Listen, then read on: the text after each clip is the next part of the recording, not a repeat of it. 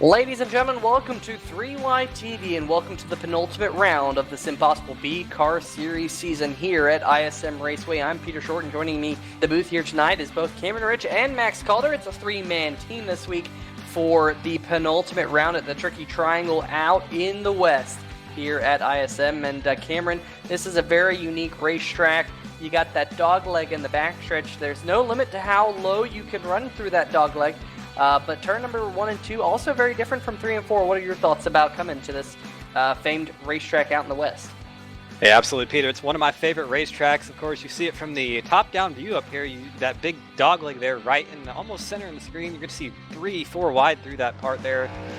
Definitely going to be a bit of a clincher tonight. We're going to cut the field from 8 drivers in the championship hunt down to 4, and one of those drivers is right there, Dave Wilson, that number 20 Viagra machine. Definitely going hard out there in his qualifying run. About 4 minutes and 20 seconds to go in the qualifying session right now. We see Dave Wilson taking that dog leg line very sharply into turn number 3. Got to make sure you don't hit that wall out there, and swing it out wide through 3 and 4 and across the line to start another lap here at the ISM Raceway. A bit anachronistic, to say the least. This track is not like this anymore. The start-finish line has been moved to the turns 1 and 2 end of the speedway in the real life, but on iRacing service we have it this way. But either way, gonna be a great race tonight, Peter. I'm really excited to see how this goes, especially with the way the last 2 weeks have been. Yeah, absolutely. And of course, like you mentioned, we will field down from 8 to 4. And let's see if we can pull up the championship standings. I think we have that lined up for you here tonight. But if we do not, then we're going to just tell you who those drivers are. So Kyle Zimmer comes into the night locked into the championship round next week at Homestead, Miami. AJ Digby currently sits in the green. Dave Wilson and Fernando Matos also both of those drivers in the championship drivers as of now. However, you have Tim Master. He's only 1 point behind Fernando Matos to get himself into that championship 4. Chris Roberge, 3 points behind Fernando Matos. Nate Catilla, he's 7 points behind Fernando Matos. And then you have Alan Capers, who unfortunately missed the round 2 weeks ago. And so, unfortunately for him, he's got a lot of ground to make up. There he is in that number 13 machine. It's really winning your in for that number 13. You can lock yourself into the championship finale by getting a win here tonight. Only Kyle Zimmer has locked himself in with back-to-back wins over the last few weeks. So it'll be very interesting to see how that all plays out. As you can see those times appearing on the left-hand side of your screen. Here comes the 13 to the line. And move the number 13 of Alan Capers into the 3rd position. So pretty good run by Capers so far. But do want to introduce a new man in the booth here tonight for the SimPossible B Car Series, and that would be Max Calder. And Max, welcome to the booth here on 3Y TV. Should be a pretty good show here tonight. How did you learn about the SimPossible Racing League? Well, maybe I was completely wrong because Max is muted. I think he's there we go. Oh, I'm there back. we go. Just like so that. thanks for that. Thanks for the introduction. I heard about SimPossible through my good friend Fernando Matos, who is competing tonight in the number 17 car. So yeah, I've been following along. It's an awesome league, and look forward to my first commentating experience. Absolutely, and Max also participated in the SimPossible 500 we had just over a month ago. So definitely not exactly new to the league, but new to the booth up here in 3Y TV, and should be a great show here tonight. Here's one of your drivers looking to clinch his way into the championship round. That's the number 14 of AJ Digby, and so far Digby well down the order in the provisional qualifying, as he is 9th out of the 12 drivers to take time. Let's see if he can pick it up on lap number 2.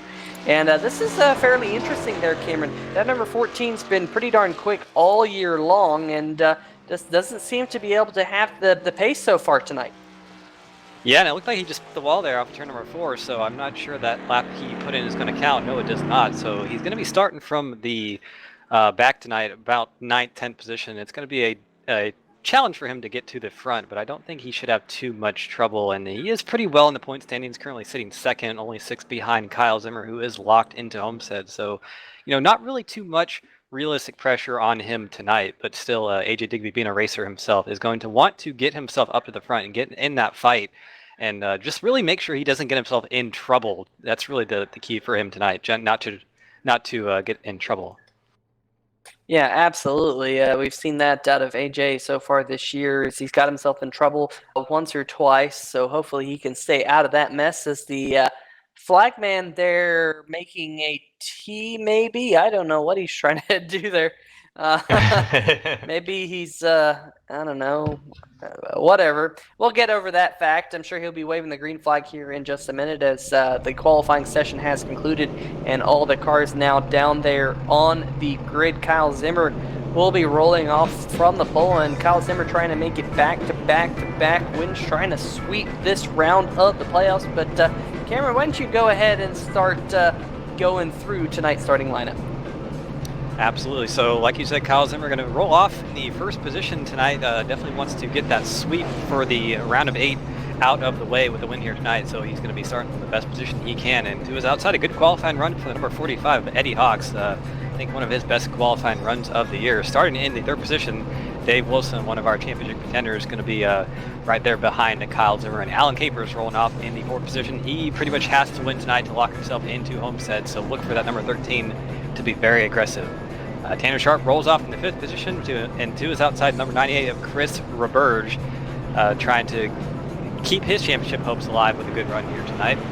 Fernando Mato is going to be rolling off in the 7th position, and Tim Masters, number 9 car, going to be rolling off in the 8th position. AJ Digby, who we just brought up a minute ago, going to have his work cut out for him in the 9th position, and Nate Catilla trying to keep himself alive as well in rolling off from 10th. And starting in the 11th position, the number 32 of Billy Wise, Johnny Berardi will roll off from 12th, Johnson 13th, and Brian Lowhead shotgun on the field.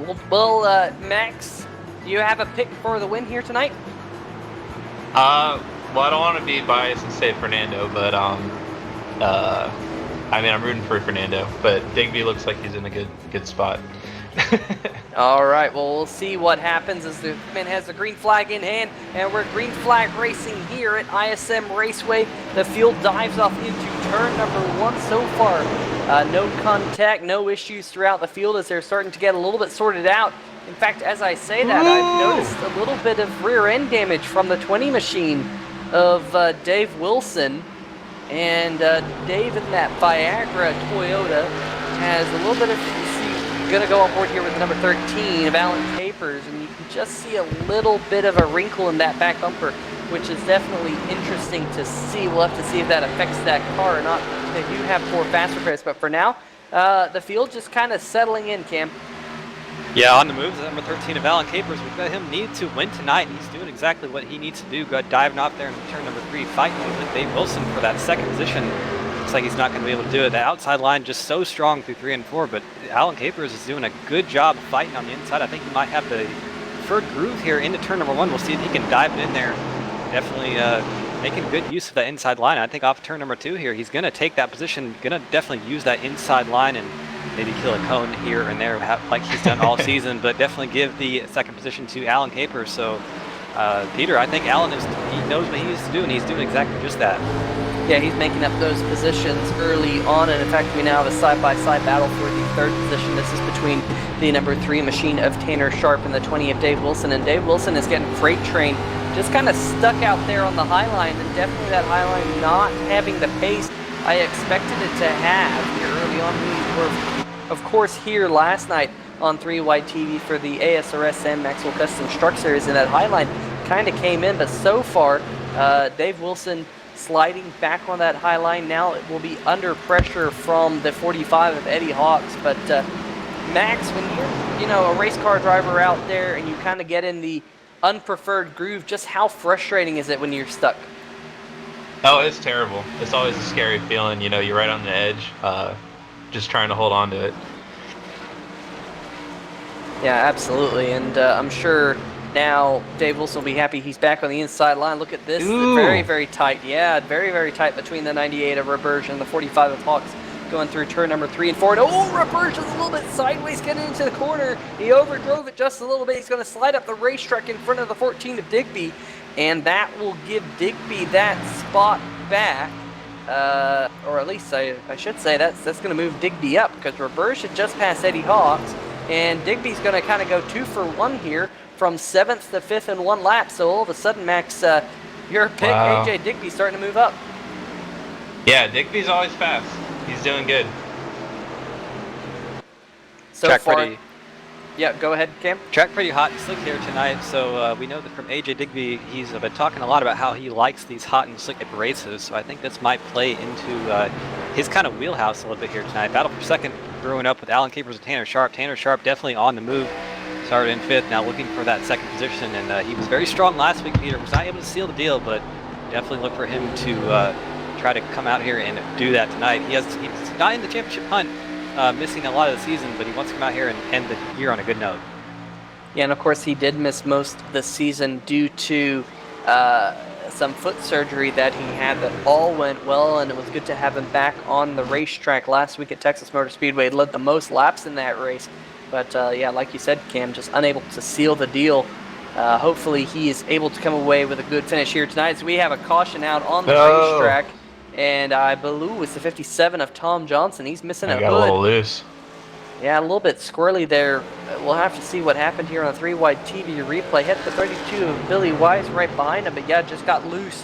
Too much beans, as Carlos typically says, and unfortunately impaled those yellow cones down there. But yeah, almost contact there with Donnie Berardi, perhaps. I think it was the number 99 machine. But yeah, all of a sudden got loose, and it's just how difficult, Max, is it as a driver once that car breaks loose to try and get it safe? Oh man, it's really hard, especially with the banking on the track. You know, it just wants to come around. Yeah, and that's exactly what happened to that number 57 machine. Luckily, they do have 4 faster cars here in the SimPossible B-Car series, so Tom will be able to come down pit road and get that thing repaired. But Cam, do you expect to see all these drivers on pit road? Absolutely, yeah, 10 laps on those tires, and this is a pretty high tire racetrack, surprisingly enough. So I think all these drivers can come down and get 4 fresh tires, and you know, we might see a 2-car strategy this early on, only 10 laps in, like we just said. And you know, if you're going to make a call like that, now's the time to do that, because if it doesn't work out, you have the rest of the race to kind of come back from that and, you know, learn from it. But if it happens, you can expect the whole entire field to take note of how that goes.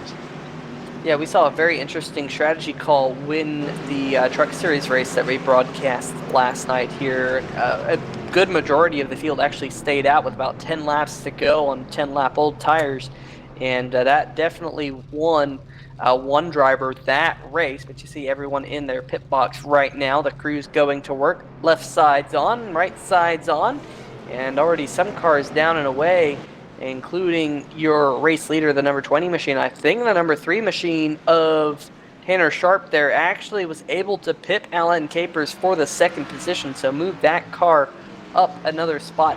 And let's see who we've got going, or see what we've got going on in the chat. If you're in the chat, make sure you make some noise and give some shout outs to some of these drivers, as well as talk amongst yourself as to how this race is going. But that man right there, the 98 of Chris Roberge, has stayed out on the racetrack. Interesting call there, Cam.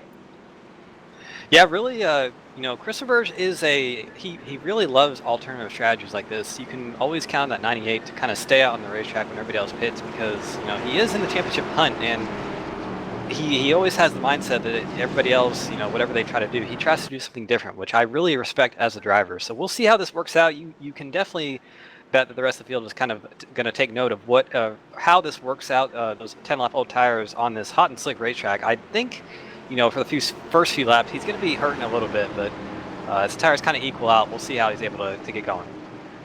Do have a couple of people in the chat. Want to give a shout out to Christopher Bray, Nikki Worsler, and Wesley Lee. Of course, Wesley always rooting for Alan Capers. Christopher Bray saying go Fernando, and Nikki Worsler rooting for the number 14 machine of AJ Digby. So here through turns 3 and 4, your leader currently Chris Roberge with Kyle Zimmer, who has led all of the green flag laps tonight on his outside pace car. It has that hard left turn onto pit road, and green flag is out once again. Good start for Kyle Zimmer on that outside line. He might be able to take that lead into turn 1. Good push from behind from the 13 of Alan Capers, and there they go. Number 98 not going anywhere at all. Those old tires absolutely doing nothing for him, and that hurt AJ Digby and Tanner Sharp quite a bit. So now the lead to Kyle Zimmer. Now Alan Capers right on his bumper, so he kind of we kind of reset the field back to where we started at the initial start of the race. Dave Wilson back up to 3rd place, so Christopher Burge kind of hurting there on that outside line. He's going to fall a few more spots back, already back to 5th position. Yeah, and it's very interesting to see that on that restart with a couple of cars getting really jumbled up, and now 3 wide in the middle pack with AJ Digby on the inside, Roberge in the middle, and Tanner Sharp on the high side. They get all sorted out, but whoa, almost 3 wide again there going through turn number 4, and Tanner Sharp backed out of it as to not be pinched up there on the high line, but now he's going to sort things out on the inside groove. Digby's going to take that position, move him up into the 5th position, and it's kind of a twofer for Chris Roberge. He's going to lose 2 spots back to the 7th position, as Tim Masters is now settled down in the 4th position. But look at this gaggle of cars. Ooh, trouble. 13 of Alan Capers loose off turn number 4. He's in the wall, head on in the wall, and that car is spinning out of control.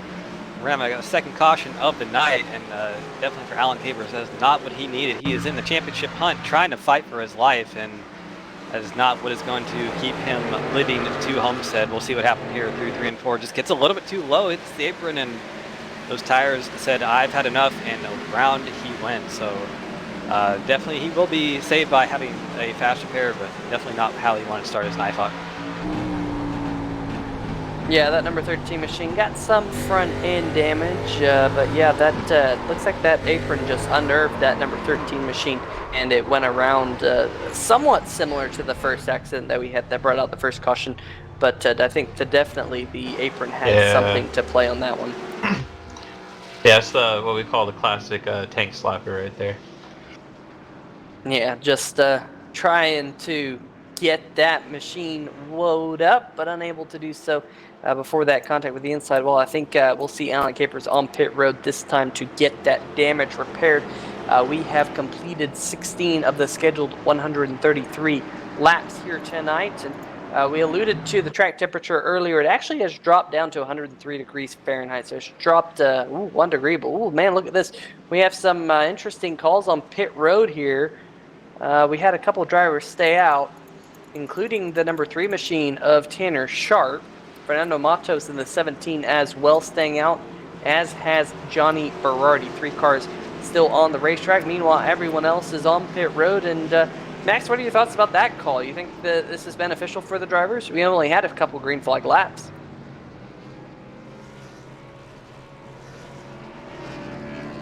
Oh, let's see. Max's mic was muted. I caught him again at the wrong time. Yeah. We'll see how it all plays out.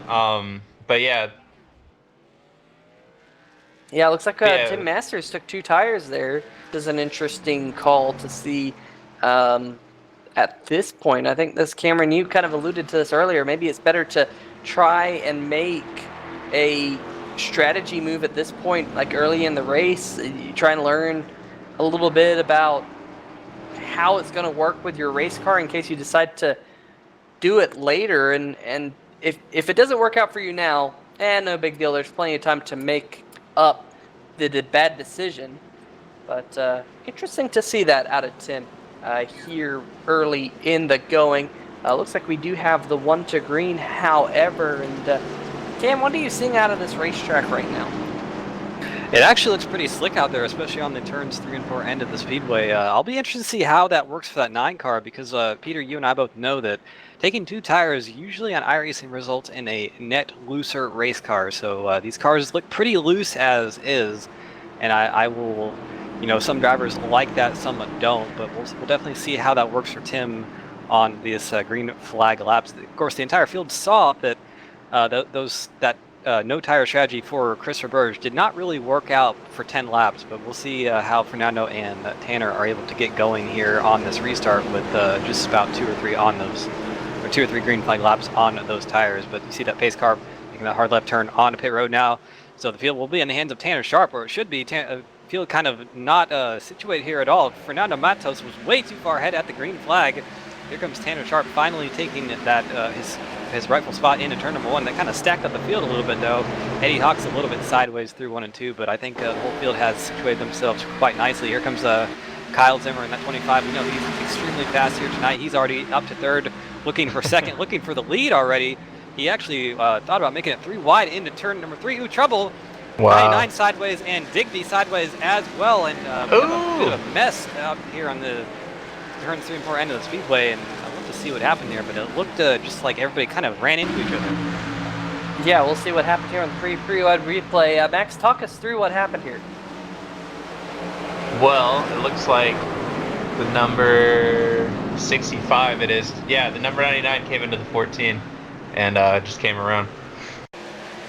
Yeah, definitely. That is what happened there. Johnny Berardi getting up into the number 14 machine. Don't see too much damage on AJ Digby's machine. He's definitely got some rear end damage in the left rear, but the front end looks okay. As you see another replay of that contact, definitely the number 99 of Berardi getting the biggest chunk of it. But the 14 machine of AJ Digby is coming down pit road. I expect to see him get some of that damage repaired. Going on board with the 4 of Nate Catilla here. You see all those spinning race cars right in front of him, and getting through that was close. Yeah, definitely very, very close move there by Catilla. He did get some right rear damage out of this accident, so he is on pit road to try and see if he can get some of that damage repaired. It was I believe, Eddie Hawks actually just caught the rear end of the number 4 machine, but definitely good heads-up driving by Nate Catilla to avoid those spinning race cars. But on pit road right now, getting that right rear repaired. He's already down and away. Joining him on pit road, Eddie Hawks, the number 9 of Tim Masters, Christopher Burge, Tom Johnson, Billy Wise, Brian Lowhead, and AJ Digby, and the number 9 Berardi himself. Berardi is going to use a fast repair here. Doesn't look like Digby will, and we saw this out of AJ Digby past couple of weeks. He got some damage earlier in the race and just waited until towards the end to use his fast repair. Not a bad decision. And Max, I know you took part in the SimPossible 500 a couple of weeks back, and you had a couple fast repairs in that race. Just how important was it for the drivers to save those fast repairs for the end? Oh, very important. You really want to use those at the right time, because if you use them up too early, you're screwed later in the race. Yeah, Digby, I think, is making a great strategy call here by keeping those on hand for if and when anything else happens. And Cameron, I think that, you like to say the quote, anything can and will happen in racing. And I think AJ Digby knows that, and that's why he's saving those fast repairs as possible. However, pace car lights are off here at ISM Race. We're about to get set to go back to green flag action. AJ Digby, I don't think he's actually going to catch the back of the field. He might if he's lucky. But the race is in the hands of the number 17 of Fernando Matos, who is your race leader here at ISM Raceway. Mustang pace car is on pit road, and we're already green flag action, Cameron. Yeah, good start from Fernando Matos. He's already a car length ahead of Tanner Sharp going into turn number 1 here, so we'll see if he takes that line away. He's going to stay exactly put where he is. So the battle for second between Kyle Zimmer and Tanner Sharp. I think Kyle Zimmer's going to take that pretty easily here down the dog leg into turn number 3. He's going to cut that a little bit tighter here. Here comes Alan Capers back. He's already fighting for the 4th position with Dave Wilson, and we saw that Alan Capers was in some trouble a few laps ago. Well, I was going to say that actually almost had some right there again, 3 wide with Wilson and Tim Masters there. But we were going to see some good aggressive drive. Tim Masters just missed the corner completely, and Alan Capers was able to get right around him pretty easily there, saying, "Thank you very much, I will take that." And Tim Masters trying to get himself situated back once again. So here's the battle for second once again. Kyle Zimmer and Tanner Sharp going at it. Kyle Zimmer on the outside line, Tanner Sharp on the inside line. We'll see who has the better run here off of turn number 3 has a good run. Yeah, at the line, Tanner Sharp's going to take that position, and now the battle is going to be for the lead. Right there in front of them is Fernando Matos. Both of these 2 drivers, Sharp and Zimmer, want to go ahead and take that from him. But don't look now. Here comes Wilson and Capers in the fight. So this is a good little 5-car battle for the lead here. And almost some contact there, Peter. This is some good stuff. Some great stuff up at the front between these 2 drivers, and Kyle Zimmer going to use that high line to his advantage. He got a great run out of turn number 4 and moved Kyle Zimmer up the front. Remember, Fernando Matos has about 7 lap older tires than this number 25 machine. So that is possibly the reason why Kyle Zimmer was able to use that high line to his advantage. But look at all those lines that the drivers are taking there through the dogleg. Now Tanner Sharp has been able to slip on through into the second position. Oh, Tanner got really loose coming out of turn number 4. You see that big wiggle, and look at Dave Wilson going to the inside of Fernando Matos way down there on the racetrack, and he's going to have to slide back in. A little bit of patience here, and Max, a lot of good racing out there on the racetrack right now. Oh man, some great racing. And that corner of the dog leg, that's pretty wild how they're coming in like 4 or 5 wide through there. Yeah, all those different lines just to try and cut a little bit out of the race course to improve your lap time by just fractions of a second. This side-by-side battle is now between Dave Wilson and the 45 of Eddie Hawks. The 20 machine trying to work his way forward, looking a little bit further back. Looks lots of side-by-side, almost 2x2x2x2. There, oh, contact between the 13 machine and Eddie Hawks, and they both save it. Very impressive slide out of the number 13 of Alan Capers. We'll go back and see this one on the 3-wide TV replay.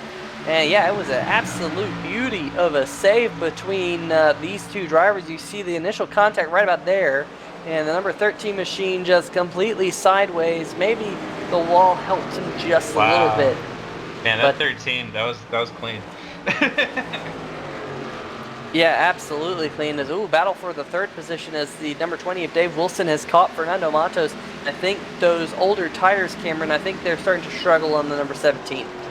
Yeah, really they are, but he did a fantastic job holding with what he had. We said 7 or 8 lap older tires on that 17 machine, and definitely showing that he has the speed out there to compete if he had, tires with the same amount of life as everyone else. But I think we're seeing a bit of a trend in the turns 3 and 4 end of the speedway, Peter. It seems like the high line is kind of the way to go. That's where all the passes are being made. And it looks like that low line is just a little bit slick. Yeah, we've seen some trouble out of that low line here tonight. And, we saw it last night actually in the truck race that the high line was kind of the preferred line if you wanted to make a pass on someone. If you could get to someone's right rear quarter panel kind of about a third of the way through turn number 3 and 4, you could kind of hang there and you would kill their momentum out of the corner, and you'd be able to make that pass down the front straight. Now, in turn number 1 and 2, you got to be down there on that yellow line. I don't think we saw many passes all night long with drivers on equal tires, I should say, because turn number 1 and 2, there is not a lot of grip about a lane to a lane and a half above that inside groove. So it's kind of interesting that both ends of this racetrack race so differently. And I know we kind of highlight that a lot here on 3Y TV, but a lot of people think that going around in circles is easy. And there's a lot of variables that are changing lap after lap after lap. But 2 different corners that you just won't be able to find your rhythm on. Sometimes it's just the track really slippery, really loose.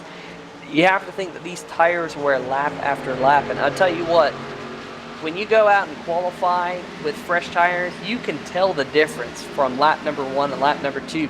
So these drivers are kind of predicting what their car will be like on both ends of this racetrack, lap after lap, and it's really tricky. It can catch you out sometimes, and we've seen that a couple times here tonight, especially out of turn number 4, with just how slick it has been there coming out of the corner. This is a side-by-side battle a little bit further back. Nate Catilla there having to do some evasive maneuvering there to avoid contact with the 45 of Eddie Hawks. He does a good job of it, but he will slide back one more position. Here's a side-by-side battle between Alan Capers and Christopher Burge. We've seen a lot out of these 2 battling each other this year, and I'll tell you what, put that number 98 and the number 13 together, and they'll put on a good show as Alan Capers trying to use that highline strategy that we just talked about, trying to make a move there, unable to do so just yet. As, contact there with the outside wall. That will not hurt, that will not help that number 13 machine. And Cameron, when you got a little bit of right side damage here at Phoenix, how does it affect the car? Yeah, really, you don't want to get any damage on the cars because they will make the cars drive a little bit janky. They won't drive right anymore. They kind of start pushing. They start really not doing things they're supposed to be doing here. So Alan Capers going to have to be pretty careful about that. I don't see a lot of damage on the right side of his car, so I think he should be fine. Maybe a little bit on the right front, but I think as far as the way his race has gone so far, that's the least of his concerns. He's kind of had a bit of a troubled race. Actually, he's under fire from AJ Digby now, battle for the 7th position. So I think Digby's going to actually drive right on around him into turn number 3, or at least try to, and right in front of him battle for the 5th position Tim Masters and Chris Reberge. That's going to go to Tim Masters. So that whole slide thing with Alan Capers kind of cooled off this big battle we had up there towards the lead, but definitely that number 13, he's got a fire under his butt. He's going to have to try, he's going to be aggressive this entire race, so definitely do not keep your eyes off of him too long. And now he's going to try to go back under AJ Digby for a crossover into turn number 3 once his position back. That's not going to happen because he got a little bit too low there on the end of the speedway. So, in the wall, Tim Masters, big hit there. So that's gonna damage the car a little bit there. So he's gonna have to concede that position to Chris Reberge, losing 5th, and try not to get any more on that car, because one big hit like that will definitely mess up your race car, and you will not like the way it drives afterwards. Yeah, without a doubt, and we'll see that number 9 machine here, whether or not he's able to overcome that damage. Do you want to highlight the last 5 lap averages are actually in favor of the number 3 machine of Tanner Sharp. He's just a fraction of a second faster than Kyle Zimmer out there right now, but Kyle Zimmer is still holding on to about a 1.5 second lead up front of this one. So Kyle Zimmer trying to do 3 for 3 in the round of 8 here in the SimPossible B-Car Series playoffs. So we find Tanner Sharp in the 2nd position. We find the 20 machine of Dave Wilson in the 3rd position. He's about 1.9 seconds behind Tanner Sharp. In fact, Tanner's only about just under 1.5 seconds now behind Kyle Zimmer. So just ever so slowly creeping on in on that number 25 machine. But of course, we are now under the longest green flag run we have had all night long. This is an excellent battle between the 13 and 14 right there. Yeah, I was in fact just about to mention that, Max, and those 3 cars kind of locked together right now out on the racetrack. You see those different lines that they're running, and so you kind of highlighted just how awesome it is that they're able to go down there on the dog leg, and it definitely is pretty darn sweet they can do that as Digby. Yeah, Digby here starting to make some noise with Alan Capers. Nice move. Capers was able to take that spot back from Dig. Remember, Digby's got that rear end damage. Capers also got damage himself. So those 2 cars maybe just thinking of keeping those fast repairs in their back pocket, as we now have under 90 laps to go. We've already eclipsed the quarter distance here in tonight's 133-mile event. Go on board here now with the number 3 of Tanner Sharp. And I think Kyle Zimmer's had some issues, because that lead evaporated very, very quickly, Cam. Yeah, really. I was watching the gap, and it pretty much halved in the past 2 laps. So definitely that number 3, either he's a lot faster or something happened to Kyle Zimmer, like you said. But you can see the gap kind of closing visually on board here with Tanner Sharp. And I think that number 3 is just absolutely flying right now. He might have saved his tires just a little bit.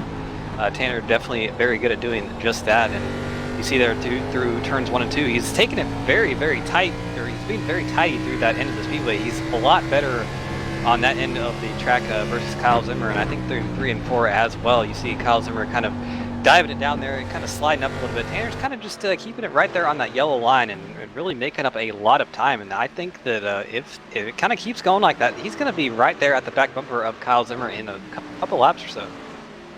Yeah, maybe Kyle Zimmer trying a different line, going back to this group. The number 13 of Capers still holding off AJ Digby, the number 9 of Tim Masters, then right behind Digby. This is a battle for 6th position, 6th, 7th, and 8th place cars here. And a really good run out of those 3 so far. I know they've got a little bit of damage, but they are closing in on Chris Reberge. Ooh, we got the number 99 of Johnny Berardi on pit road. And we got another car on pit road. That's Brian Lohead in the 66 machine in the Tampa Bay Devil Rays. Now we'll have to see if we can see what's wrong. He's currently scored 1 lap down in his pit box right now. Hopefully, neither of those drivers are calling it a night. Rowhead, the car is right side is up, and now the left side is up. So getting 4 fresh tires here. Maybe this is a scheduled pit stop, perhaps. I don't know. But now that car is sitting there motionless, so not quite sure what that number 66 machine, what's going on there. But Cameron, I think we're going to go through the field here, so why don't you take it away? Yeah, right there, Kyle Zimmer, the leader of the race, started on the pole. He's definitely shown to be one of the fastest cars, definitely doing some work this entire round of the playoffs. If you remember how the first, actually, we're going to have to put that on hold because we have a caution on the racetrack. Not sure what happened just yet, but looks to be with the 20 of Dave Wilson, so something has gone awry on that Viagra machine. Definitely his night has gotten a little bit harder after that, and too much beans there off turn number 4, and into the wall he goes pretty hard, and oh my goodness. Do a little massive avoidance there from the 13 of Alan Capers. We'll just have to see if that car is damaged in any way, shape, or form, but I would assume that's going to be a new pair of underpants for the Alan Capers machine, and that car just got out of shape a little bit, and nothing he could do. That car was just gone for the ride, and right there, just I think that definitely some damage on the back of the 17, and probably some on the 13 as well. Yeah, definitely a lot of damage on the back end of Matos's 17 machine, currently being scored in the 5th position. I expect to see him use a fast repair once this caution flag is all said and done, but all your leaders will be coming down pit road. This was your longest green flag run of the night. In fact, Tanner Sharp had 41 laps on his tires as he's headed down pit road right now, so that's a very respectable run. Last time he pitted was on lap number 10, and now he'll be able to get some 4 fresh Goodyear Eagles. And remember, he was definitely closing in on the number 25 machine of Kyle Zimmer, even with slightly older tires. Zimmer's tires were 7 laps fresher. Oh, contact on pit road between Fernando Matos and Alan Capers. They bounced off of each other's a little bit, and I think that's caused Matos to overshoot his pit box a little bit. And we'll see this right here. You can see the 13 of Capers going to go to the inside here, and Matos then kind of came across to get in his pit box, and they made that contact. But unfortunately, yeah, Matos that got the bad end of that stick. And Max, that's just hate to see that sort of thing. Yeah, no, that's just one of those unfortunate mistakes. Yeah, especially on pit road, it's never fun when that happens. Just a bit of lack of situational awareness. You really need to know who you're around on pit road so you can know where to go, and I think Alan Capers believed he was a little bit further on down towards turn 4 than he was, and just an unfortunate situation there, but they'll be able to get their cars fixed up and go out there and try again. Yeah, Matos actually did use a fast repair on the 17, so that number 17 is back to full strength. Nice. AJ Digby did not use a fast repair. Dave Wilson did, obviously, after quite a bit of damage. Dane Catilla using a beat-up race car. But let's see if we can dial up one of these drivers, Cameron. Let's see if we can dial up possibly the number 3 of Tanner Sharp, as he has just come back to the league. And there he is, Tanner Short, Peter Short here in the 3-wide TV booth. You got a copy? Yes, sir. Well, man, currently you're running in the 2nd position, but you were running down Kyle Zimmer under that long green flag run, even though you had a few lap older tires. You enjoying the run out there here tonight? Not on fresh stickers, but as the run goes on, yeah. We were gunning down the leader. I was kind of shocked by that. We just had to play the old patience game. We had to just be patient, despite kind of waiting behind another car who was on older tires. But, just have to play the patient game, and if we get that long green flag run, we can make things happen. And quickly, before we let you go, because it is 1 to green, is that car a little bit slippery coming out of turn number 4? We've seen a couple drivers have issues there. Yeah, a little bit. If you don't hit the corner just right, coming out of the corner, man, the back end of the car can just get loose on you. So you really have to be patient. Turn 1 and 2 is somewhat similar. You just got to be patient with the car. If you start hitting the gas a little too early, and still, it'll just spin out on you.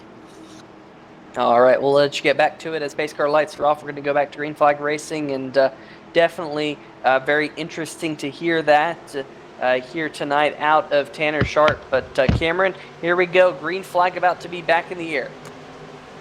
Absolutely. So those two on the front row there, that's Kyle Zimmer and Tanner Sharp. We just talked to him. Green flag out once again here at Phoenix Raceway, and a good start for that number 25 of Kyle Zimmer. He's been the dominant car all night long, so definitely wants to continue that streak. Ooh, almost some contact there with Digby and Wilson. Digby gets shoved up the racetrack.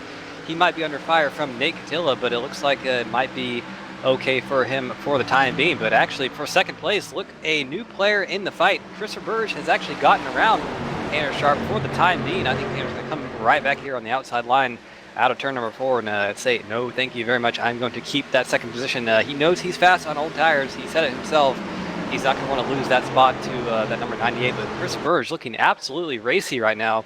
Definitely not going to let Tanner Sharp kind of have that head up on him for the time being, and not letting him go down without a fight. So good little battle here for that second position. I think Tanner Sharp has the preferred groove here through 3 and 4, and yes, he will out of the corner. He's going to have that grip on the outside line and keep that second place, but definitely that number 98 is not giving up.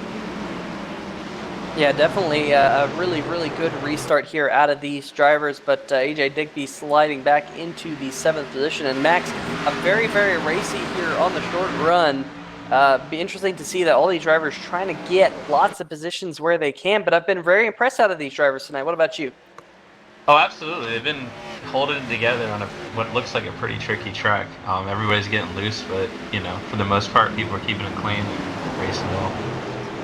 Oh, there was a big shot there, the number 45 of Eddie Hawks. As you say that, Max, Hawks, everyone's keeping it clean, and then Eddie Hawks has shot up the racetrack. Looks like a little bit of rear-end damage on that number 45. We'll see what happened here. There's the number 4 of Nate Catilla right behind him. And they headed off into turn number 1, and I think he just had to check up for the number 20 machine. And the number 4 machine of Nate Catilla was right there, shot him up the racetrack. Looks like he lost a position or 2, as he's now in the 7th position, right ahead of Tim Masters. Digby up in 6th.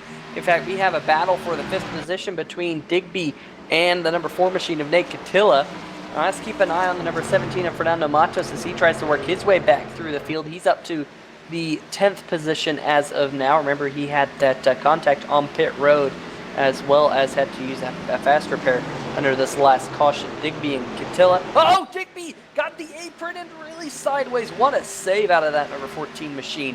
Keeps that Zulu Motorsports Ford Mustang going straight here, going down the backstretch, and I think he's going to be able to hold on to that position for now, Cam. Yeah, you're really seeing this track be treacherous tonight, and actually that little incident we had there with, I believe it was, the 45. Yeah, the number 9 machine, Tim Masters, bouncing off the wall back there. Sorry to interrupt you, Cam, but yeah, Tim Masters playing with that outside wall, and I think he's got some more right side damage. Remember, we saw that not too long ago, and that's going to affect that car. Yeah, really, he's going to have to be careful of that. Kind of what I was talking about with Eddie Hawks there a minute ago. We've kind of seen that issue happen a few times tonight. There's just so many lines here where guys are entering the corner a little bit more shallow, and they get booted up the racetrack. So it's definitely a weird situation to kind of have, but it's a pretty fun one to watch nonetheless. I got to say that it's pretty fun kind of seeing that kind of racing here. Phoenix isn't typically a physical racetrack, but this has been a pretty physical race, all things considered.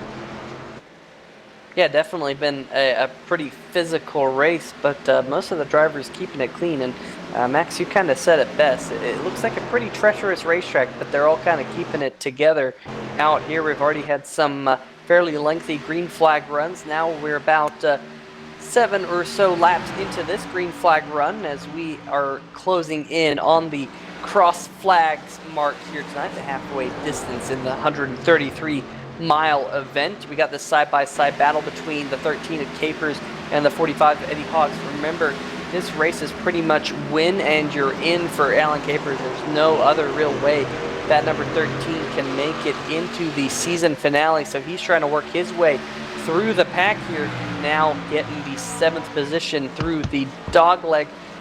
Well, as I say that, the number 45 Eddie Hawks trying to hold on, unable to do so. So yeah, definitely move Capers up into the 7th position, but in front of them, they're side by side for the 6th position between the 14, excuse me, the 5th position between the 14 and the 4. Digby on the inside, Cattell on the outside. Ooh, almost contact there. And Cattella's going to have to go up the And here comes racetrack. Capers. And Capers trying to take it Capers 3 up wide. inside. Oh, that's not going to work. Capers up the racetrack into Digby, and Digby sideways once again. Ooh. My goodness, AJ's going to spin it out right there up the racetrack. Caution is out, and there's not tank anything slapper. Digby could have done right there. That was just a bad situation made worse by not sure what happened, but dear God. Yeah, I think there was possibly a little bit of net code right there, just before when they made contact. And unfortunately for Digby, you said it, Max. That's an old tank slapper. He did everything he could to keep that number 14 pointed in the right direction, but unfortunately, it just kind of hooked on him right there at the end. It's going to be a little bit upsetting for Digby, but it'll be interesting to see if he decides to take a fast repair now that we will be at the halfway distance. In fact, we're at the halfway distance this lap, so that will go to the man in the number 25 machine. Kyle Zimmer will lead the halfway lap here tonight. No bonus point for that here in the SimPossible V-Car Series, but always a good crowning achievement to lead the halfway distance. I know it always made me feel a little bit excited when I saw that I led the halfway distance. You just have to put the second half of the race together like you did the first one. I tell you what, it's easier said than done. Or actually, well, I say that. It's also not too easy to say, as I just proved. But to all your leaders on pit road here to get 4 fresh tires, and I think this is probably the right call, Max. Yeah, I'd agree with that for sure. It seems like people's tires are starting to go. Looking at the field, they had 16 laps on their tires when they came down pit road, so I think that is definitely a good call, as we're making pretty good time here, about a 13 or so green flag run until that contact brought out the caution flag with the number 14 machine of AJ Digby. Remember, he isn't a lock into the next round. He's got a pretty decent gap over Tim Masters. Tim Masters was your bubble driver coming into tonight. 13 points was the difference between Digby and Masters. But we'll have to see whether or not Digby can move his way through the field, because right now Tim Masters is a little bit higher up the field than him, because he is currently shotgun of the running cars. Can say that Brian Lowhead and Johnny Berardi, both of those cars, unfortunately have taken it to the garage. So the 66 and the 99. Bad night to be a double number, as both of those cars will finish 13th and 14th respectively. But Cam, we're now about the halfway distance. Let's see if we can dial up possibly the number 20 of Dave Wilson. Absolutely, and I have him right here. Actually, I don't. There you go. Now I do. All right, Dave Wilson, this is Cameron Rich up here in the booth. You got a copy, bud? Yes, I do. All right, well, we've seen you have a little bit of trouble there off of turn number 4, and it looks like turn number 4 is Calamity Corner tonight. Looks like the full moon is somewhere out there on the end of the speedway. How's the track feeling for you? It's feeling pretty good. I feel really good on the long runs right now. It is a bit grippier on the shorter runs. Than the further it goes on, then the slicker it gets. But as of right now, the car's definitely feeling really good, and I'm just trying to try to catch up to Kyle and Tanner here. Yeah, we know you're pretty good in the points situation, so probably not too much on your mind. But are you kind of thinking about that throughout this race? Are you kind of just trying to get a good run out there and not try to do anything flashy, or do you want to go out there and make a statement and win this race? Yeah, my goal right now is just to try to get a top 5 or so, just to guarantee my spot in the next round. I am going to try to run my hardest to try to get this win to try to be locked in. However, it's not necessarily needed, just as long as I get a pretty decent finish here tonight. Running your hardest, it definitely says that on the back of your car, but if you get back to what you're doing, because it is 1-2 green, so thank you very much for talking with us, and good luck the rest of the race. Thank you.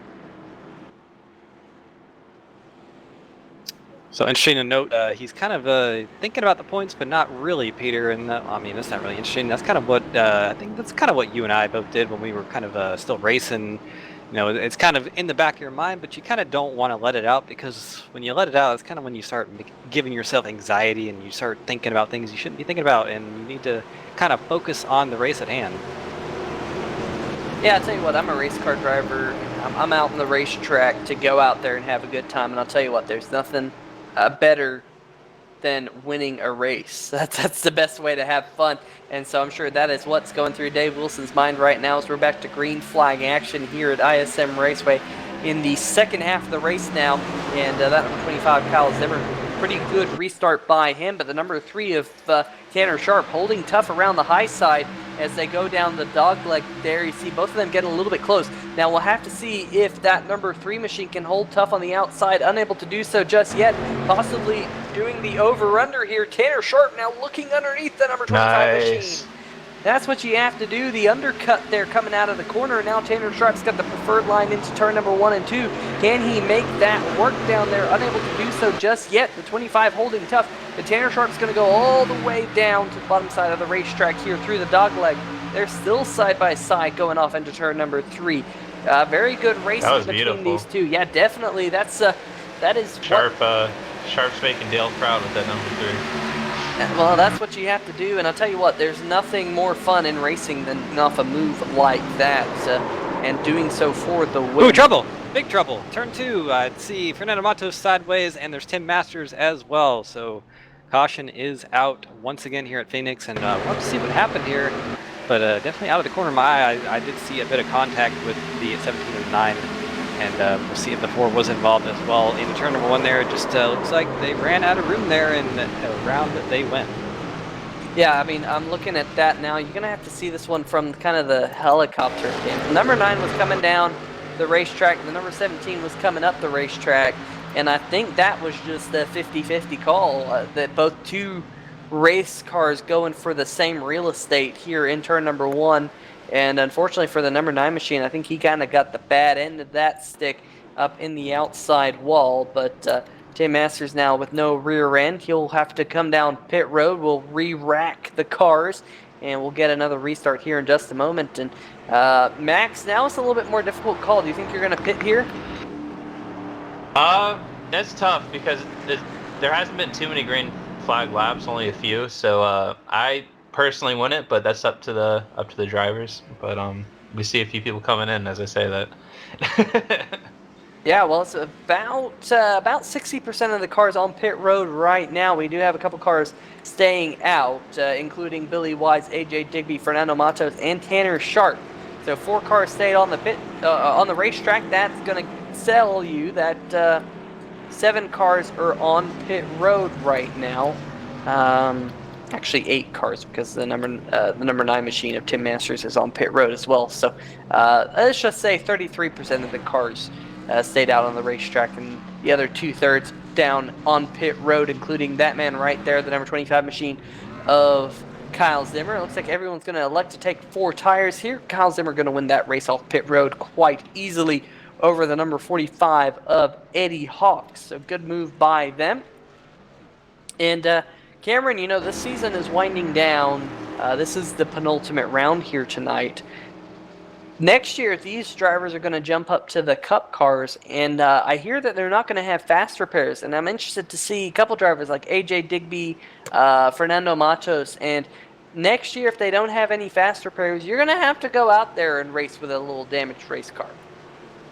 Yeah, that's just kind of the progression of the SimPossible Racing League, kind of trying to get, better, and it really, based on where they were at last season and before, they definitely have all improved to the point where I think that's going to be a good move. We've heard from all drivers saying that it's going to be pretty cool. It's going to be pretty good, and especially with the Cup cars coming in, definitely moving up the ladder. So it's good to see the SimPossible Racing League moving forward in really all aspects of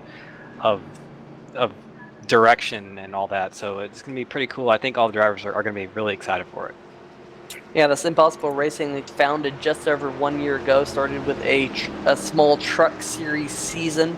They grew, then had another truck series season, and then they implemented this B car series season. And it's pretty darn cool to see these cars out there on the racetrack, as we'll see if the pace car lights turn off this time.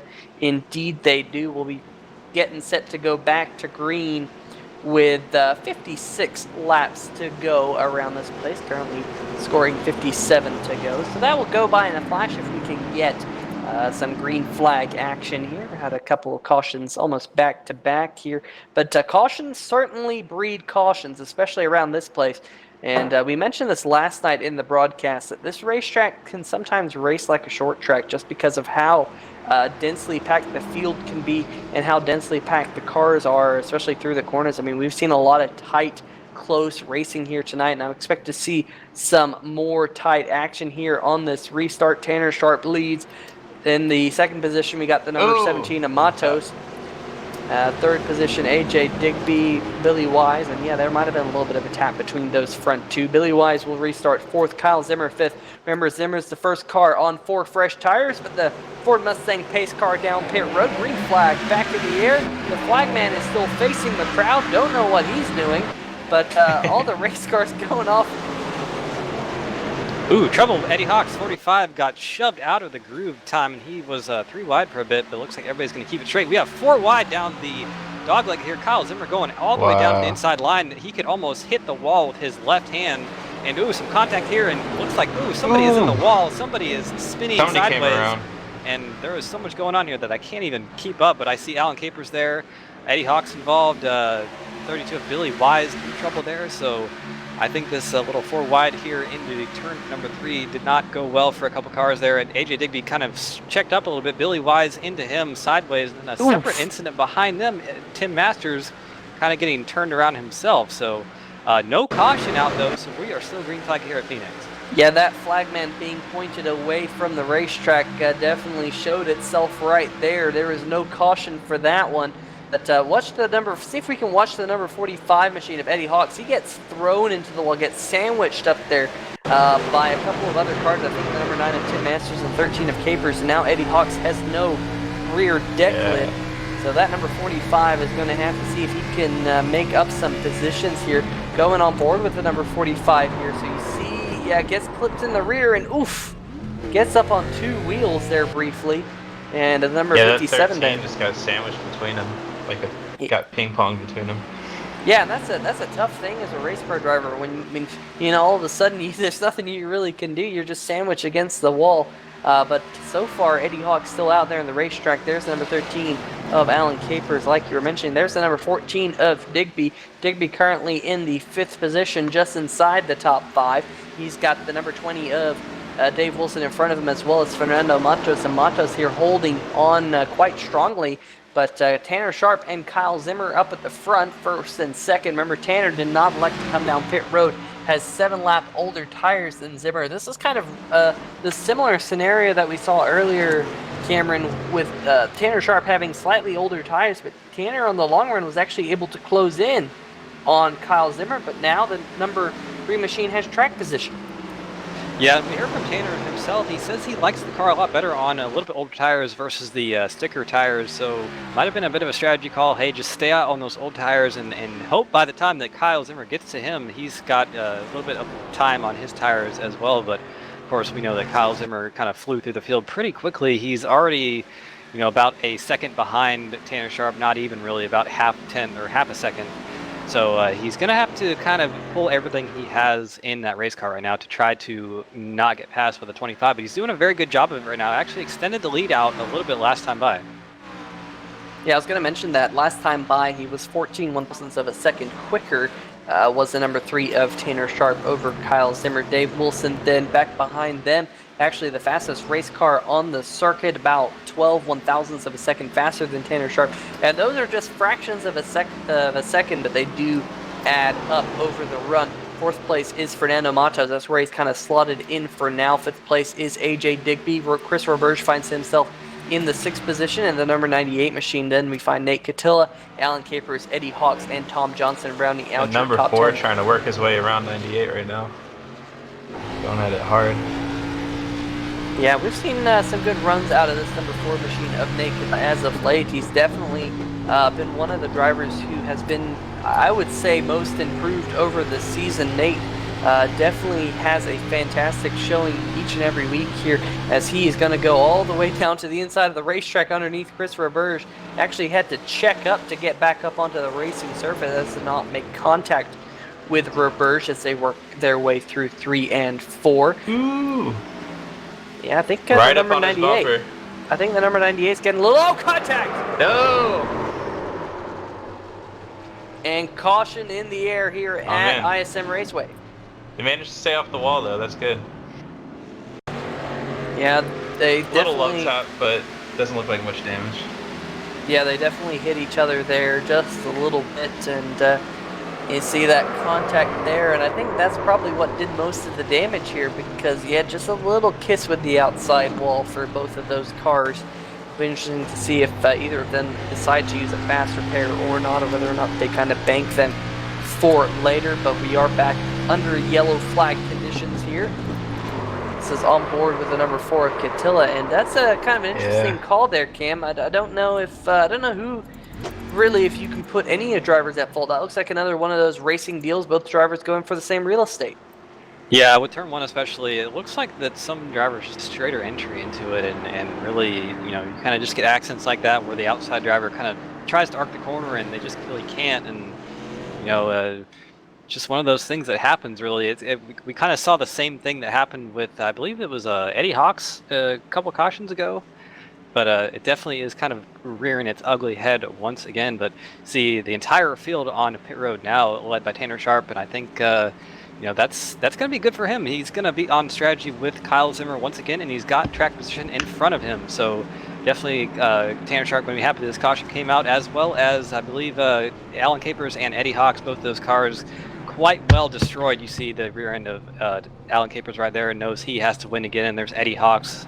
Got his fast repair out of the way, and a bit of rear end damage on that 25 of Kyle Zimmer. I just noticed that. I think there was some contact there on the restart, but definitely not hurting him at all.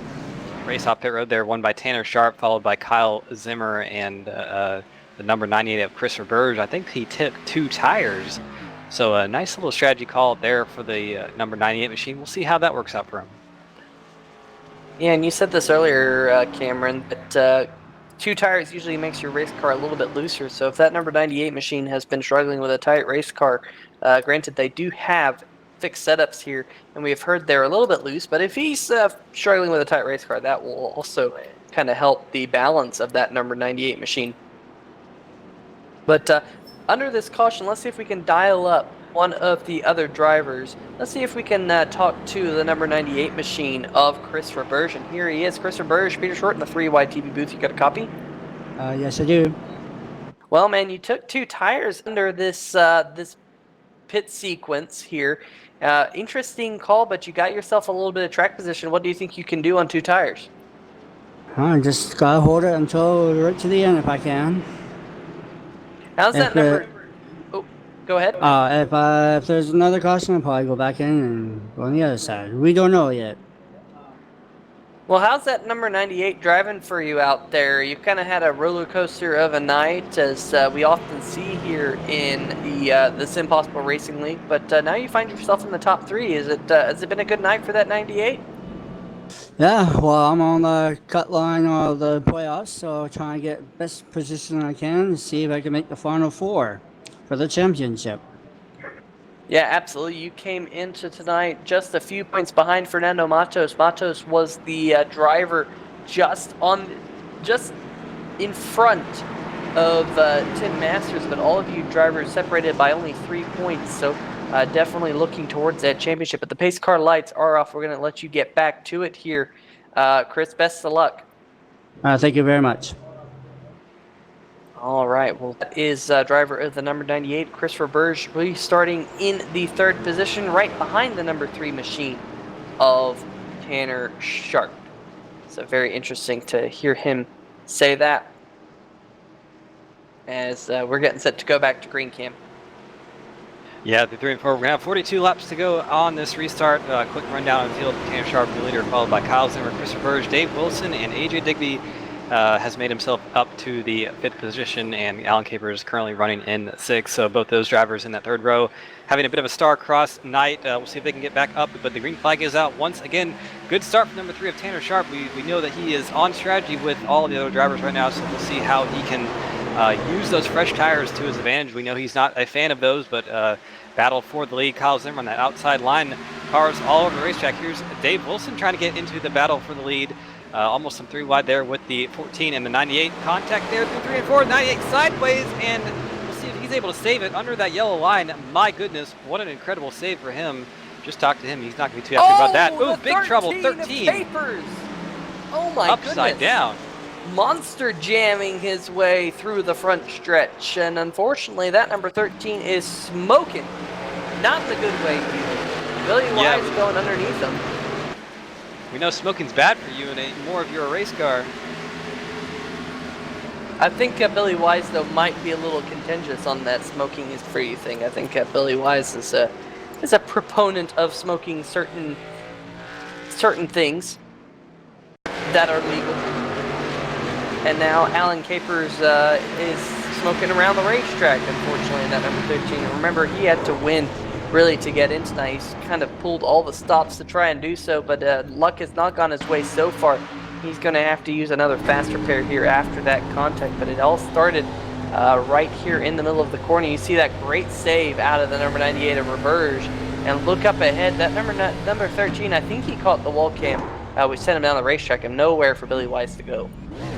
Yeah, that was just a bad situation. You saw that 13 was kind of pirouetting in front of him, and Billy could have gone left, and he would have hit another part of the 13. He could have gone right, and that's the wall, and just that's just a not good situation to be in. It was some pit strategy there with Tanner Sharp and everyone else. He decided to stay out on the racetrack. Thought he was coming in, but I think he saw that number 20 kind of faked him out as well, and decided he did not want to lose his track position. So good call on his part. And Tanner out there, he's doing a good job holding up the lead. For what he said, he did not like the car on fresh tires, and if he can kind of keep it out there on the older tires and not kind of get the fresh tires once again, he is going to be sitting pretty, I got to think. So we'll see how that works for him, and I think it's working pretty well right now.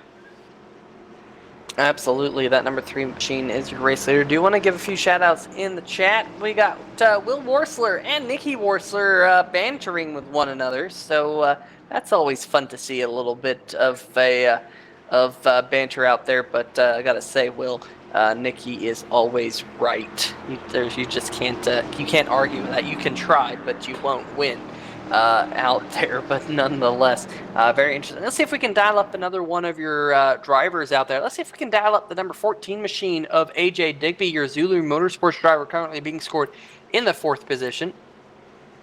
And here he is, Cameron. Why don't you take it away? Yeah, I got him right here, the driver, the number 14, AJ Digby.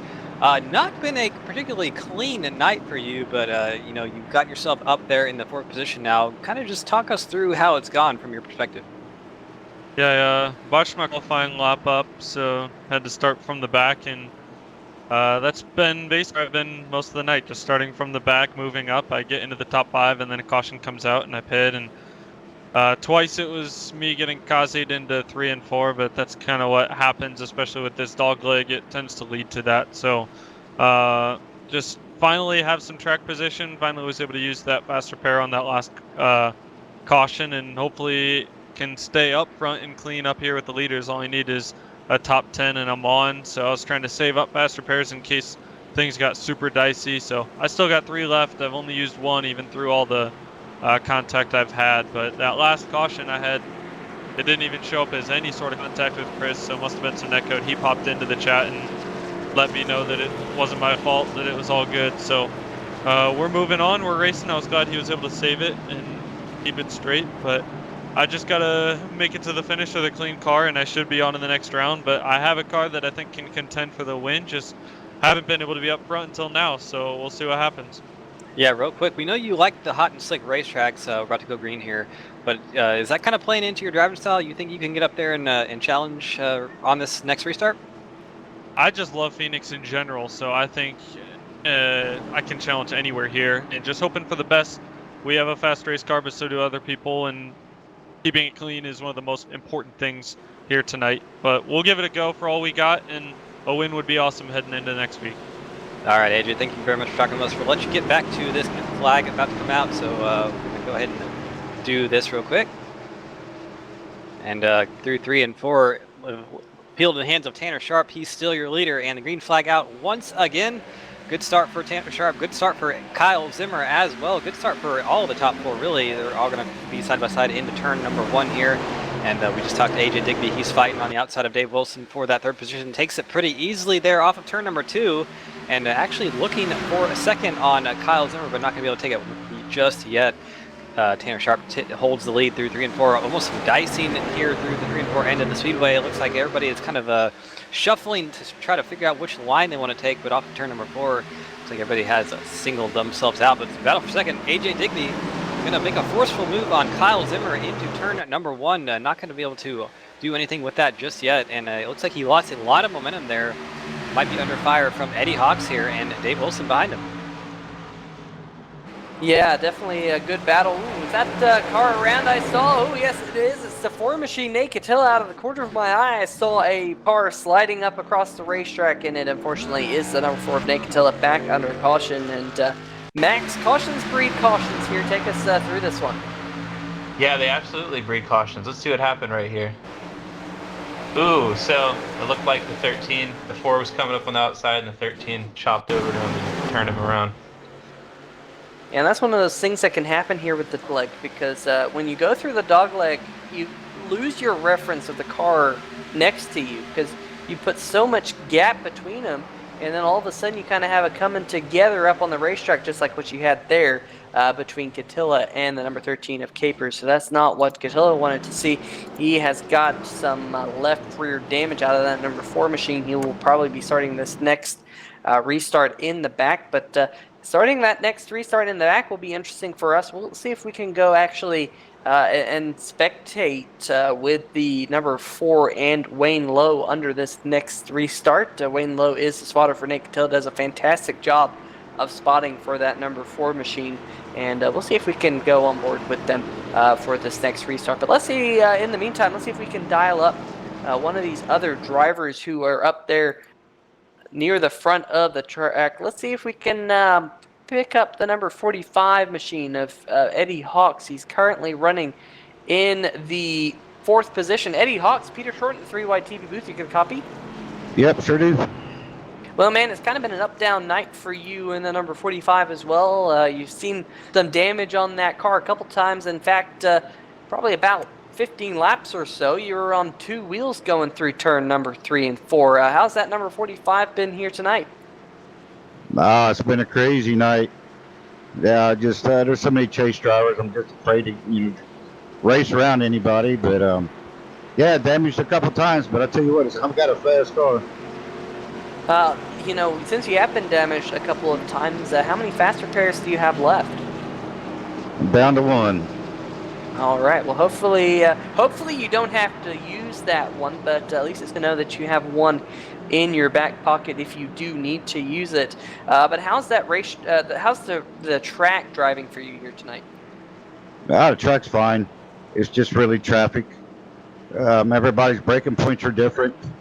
I got into poor Allen. I apologize for that, but everybody's braking points are a little different, so it's just getting used to the drivers. Track's fast though. Yeah, definitely that is one thing that you use a lot of here at ISM Raceway, and that is the brakes. I'm sure if we were to go on board in the wheel well, you'd see those brake rotors glowing around this place. But have you played with the brake bias at all to try and get your car situated here tonight? Yeah, I always adjust my brake bias a little bit forward. Keeps the car getting from loose when you're going into the corners. I do brake kind of hard. I go in the corners a little bit harder, I think, than a lot of them, so I do use a lot of brake. All right, well there you go. You've heard it, folks. Eddie Hawks using the brake bias to get his car to his liking. But Eddie, pace car lights are off. We're going to get set to go back to green, so we'll let you get back to it. All right, appreciate it, guys. All right, well that is the number 45 machine of Eddie Hawks here tonight, currently running in the 4th position, and seeing if he can get his way towards the front as this race concludes. Yeah, and it's interesting for Eddie Hawks. He's kind of playing spoiler in the championship thing up there. He's the only driver in the top 5 not in the championship hunt right now. So, Tanner Sharp is not as well. Oh yeah. I kind of forgot about that, but he is kind of playing spoiler there with those other cars around him. Tanner Sharp kind of driving off in the distance. So it'll definitely be interesting to see how that kind of happens. But we're going to go on board with Nate Catilla here for this restart. Steady. Steady. Steady. Stay green, green. Clear all around. Clear, clear, clear. All clear. Still clear. All clear.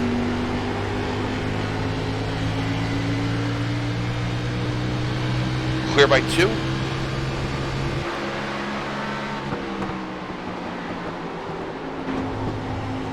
They rolled good through the exit of 4. All clear in front of you. All clear behind you. 17 had a terrible turn 3 there.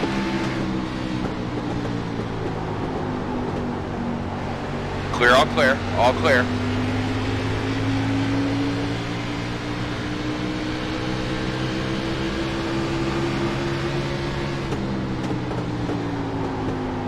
They're still rolling good, still rolling good.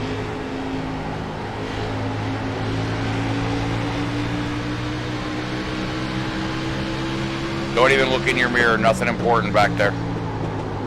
Outside 17 and 32, 3 wide bottom, you got good momentum, you're clear to 32. 17 still, you're clear all the way to the wall, all the way.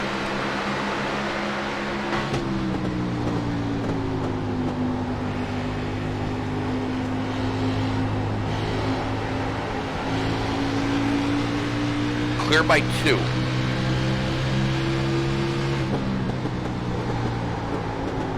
All right, ladies and gentlemen, welcome back. That was the spotter for Nate Catilla, Wayne Lowe. We went on board with that number 4 machine. Absolutely fantastic spotting. And Cameron, he heard the Wayne Lowe's voice go way up when he was 3 wide there coming out of turn number 2. And Nate Catilla currently back in the 10th position trying to make up some ground with heavy traffic in front of him. Can definitely mention the fact that Tanner Sharp is still your race leader and AJ Digby has moved up into the 2nd position. And what about Alan Capers in the number 13? He's moved up into 3rd here. Very, very interesting here, Cameron.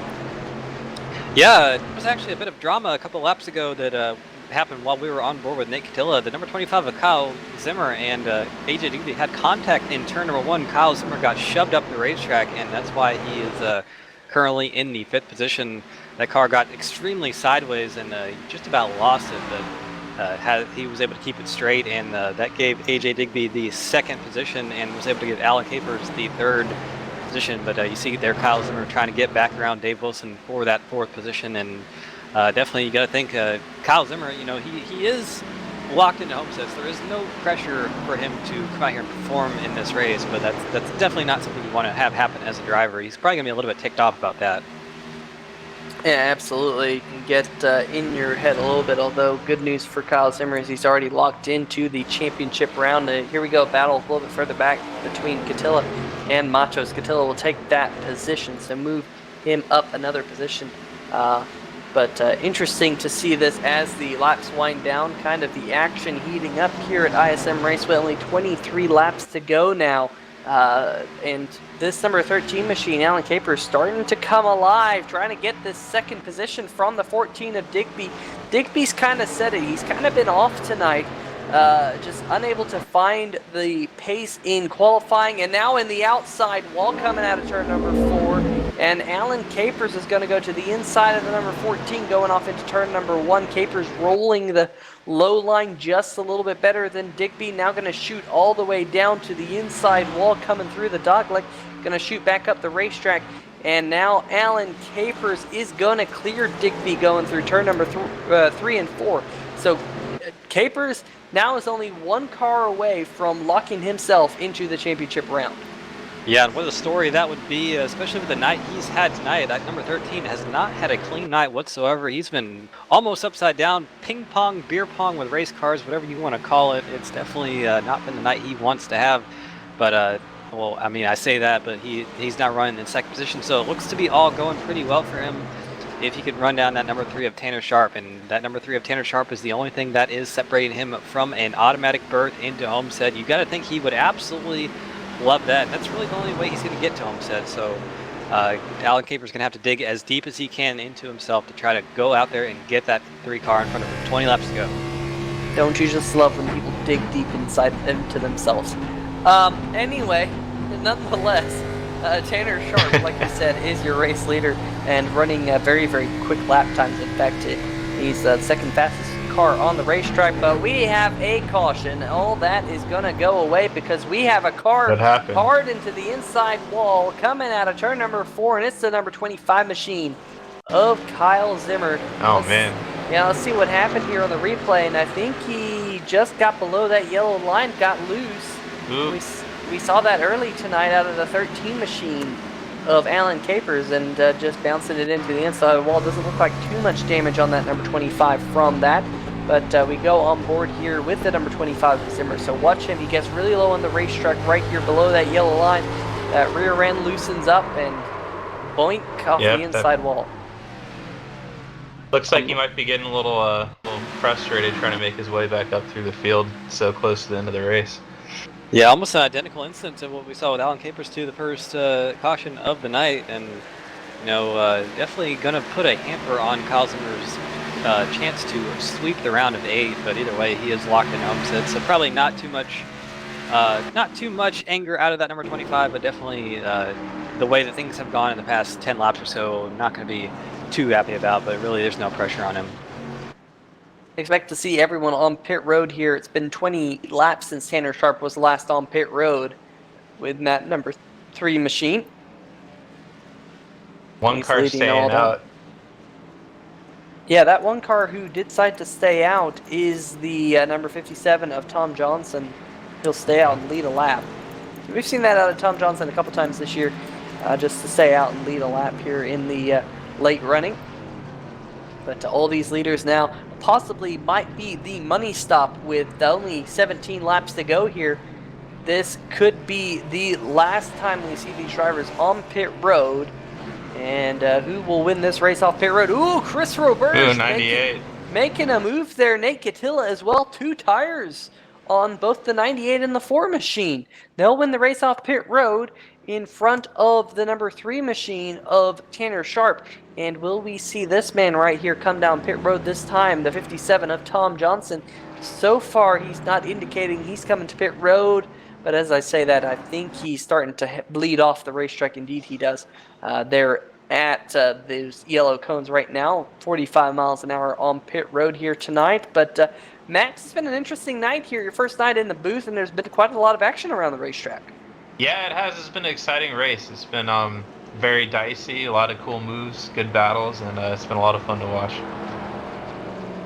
Yeah, these guys in the SimPossible Racing League always put on a show week in and week out. Unfortunately, we only got one more race left, but it is the championship round next week. Homestead, Miami here on 3Y TV. Same place, same time, just a different racetrack.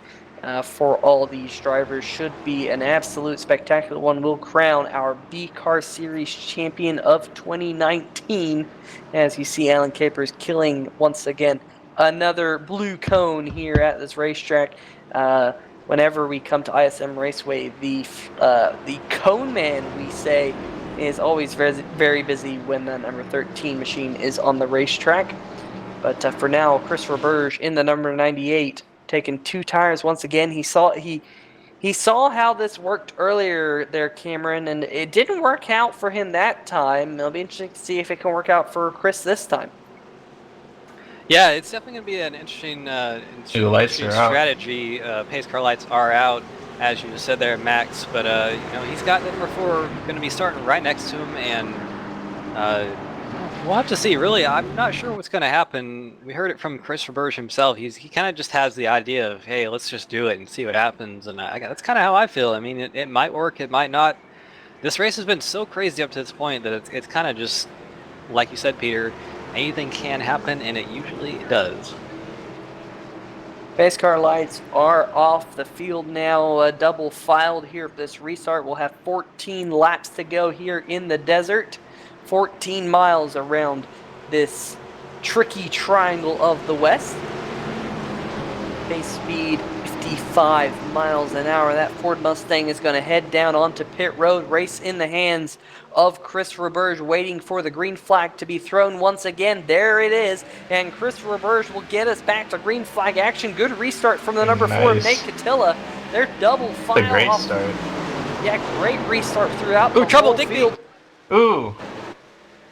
Oh, boy. Wilson around in turn number 2, and the caution is out once again. Ooh, trouble! 13 of Alan Capers after the Ooh. caution is out. He got spun around, and I'm not sure what happened there, but there was That some was- contact there That's between some carnage right there. between him and I think it might have been the 4 of Nate Catilla, but that number, yeah, right there. This was an interesting one, Cameron. Yeah, the 98 and the 4 got together, and then Capers was involved. And the Capers, he's been involved in a few accidents tonight. I'm a little bit concerned he's out of fast repairs. We'll have to wait and see. But the number 98 and the 4 got loose on the high. Well, I don't know if the 4 got loose. He just came down the racetrack. The number 98 wasn't going for the dog leg Man. like usual, and they had it coming together. And I think that might just be the product of the dog leg there on the back stretch. But action all over this racetrack. We're back under caution here. Yeah, that definitely was a weird accident, and like you said, if that was going to be the end for Alan Capers, that would be a heartbreaking end to a night that started off so well, got so bad, and then it looked so well once again. And Alan Capers, either way, if he has a fast repair or not, that man has drove his heart out to get to where he was, and you got to feel pretty bad for him, just that he's going to lose all that track position. AJ Digby there as well, involved in the accident. That car is not driving completely straight anymore. Matos is coming in as well. Was he involved? Yeah, Matos, I think, got a piece of that accident in the number 17 machine. He's going to use a fast repair. yeah. You see that little bit of right front end damage. Yeah, just pop out. So Matos will be good to go here at the end. Gonna see about the number 13 machine of Capers, and Capers is still sitting in his pit box cam. I would think he's out of fast repairs. Here comes Nate Catilla, also coming down pit road. He might have to use a fast repair here, but Capers' night definitely not looking too good as he's rolling away from his pit box right now with all kinds of damage on that bright purple number 13 machine. You just hate to see that happen to a driver going for the championship and really trying to drive his heart out to get himself into that season finale. Yeah, absolutely. You got to think definitely that number 13 out of fast repairs and coming down to pit road to get as much as he can to get fixed up, and he's not going to give up. No matter how much damage is on that race car, he's going to go out there and try to do what it has left in it. That was a pretty hard hit on the outside wall, but it was a pretty square hit as well. So that car definitely not going to be driving like it was before, but maybe not. Maybe he will be able to salvage something. But I have to say that his chances for making it to Homestead are all but gone. Well, a very interesting turn of events here at ISM Raceway as we will now have 10 laps to go when these cars pass the stripe here in about a second. There they go. Interesting to see here. We kind of have a battle for what I'm going to say the golden steering wheel. That is the driver with the most wins on the season. Currently, Dave Wilson has 9 wins this year. But this man right here, the number 3 machine of Tanner Sharp, even though he missed a good chunk of races, he still has 8 wins this season in the B-Car Series. And if it wasn't for his foot surgery, I'm sure he would be in the playoff hunt. But Tanner Sharp right now, if he can win here tonight, he will equal the number 20 of Dave Wilson for the most wins. And that battle will go down to the season finale at Homestead, Miami. So keep an eye on that one as the in the late stages of the SimPossible B-Car Series. But Cameron, we're about to go back to green. It looks like that number 3 is a little antsy. Yeah, he wants to get going and get that win, like you said, out of the way. But green flag out once again. Only 9 laps to go once we reach start finish line. Good start for the number 9 of Tim Masters. He's actually nose ahead of Tanner Sharp. Looked like he was going to try to nose in front of him into turn 1. Not able to do that just yet. But caution out once again. Not sure what happened, but I see a whole lot of carnage there. There's the 17 of Fernando Matos involved. I gotta assume he was spun around, and there's another car there. Alan Capers, no front end, so the bad night goes. It looks like it's getting worse for him. You can see the radiator there, and there's some contact there with Fernando Matos from behind, I think, from the 98, and unfortunately for Alan Capers, he had nowhere to go, and that just pretty much did off his front end, and not much he could have done there. Yeah, and very, very unfortunate for Fernando Matos. I think Matos had to up for the 57 of Tom Johnson, and when he did that, there was that contact behind, and it ultimately led to yet another cautions. And Max, we mentioned it a little bit a while ago, but cautions breed cautions, and we could have a green-white checker here. If we should be able to go back to green here, but I think we're going to see some crazy action here in the last few laps. I think so too. All the drivers are getting antsy. They know the race is almost over, and they know the restart really counts. So just going for it on that restart. And that like you said, it breeds more cautions. The number 3 of Tanner Sharp was able to hold the lead here. Number 9 of Tim Masters. Remember, he was on the bubble coming into tonight. He was hoping to pass Fernando Matos to jump into the championship for drivers. So far, that number 9 of Tim Masters, he's where he needs to be. Currently in that second position to the outside of Tanner Sharp, but there's still multiple laps and possibly multiple cautions yet to go here, as we do have the possibility of 3 attempts at a green-white checker if they are necessary for tonight's running. But good run for Billy Wise in the number 32 machine, currently running in the 4th position there behind Eddie Hawks. And it wasn't too long ago that number 32 machine had the number 13, I believe, on his roof going across the start-finish line, as Billy Wise has rebounded quite nicely. Let's see if we can actually dial up Billy Wise in that number 32 machine for a brief word. Billy Wise, Peter Short here in the 3Y TV booth. You got a copy? Yeah.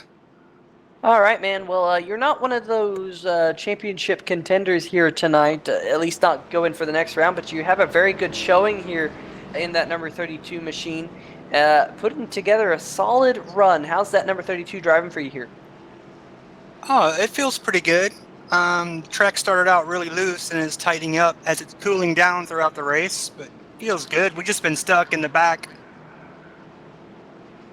Yeah, you definitely been caught up in a couple of things here tonight, but that number 32, magicalbutter.com Chevy Camaro, looking clean and green right now. How are you going to be able to see if you can play spoiler here tonight? We were just talking about it here on the radio, and the outside we think gets a better run. So we're just going to stomp it and try to hold on to it and hope it turns.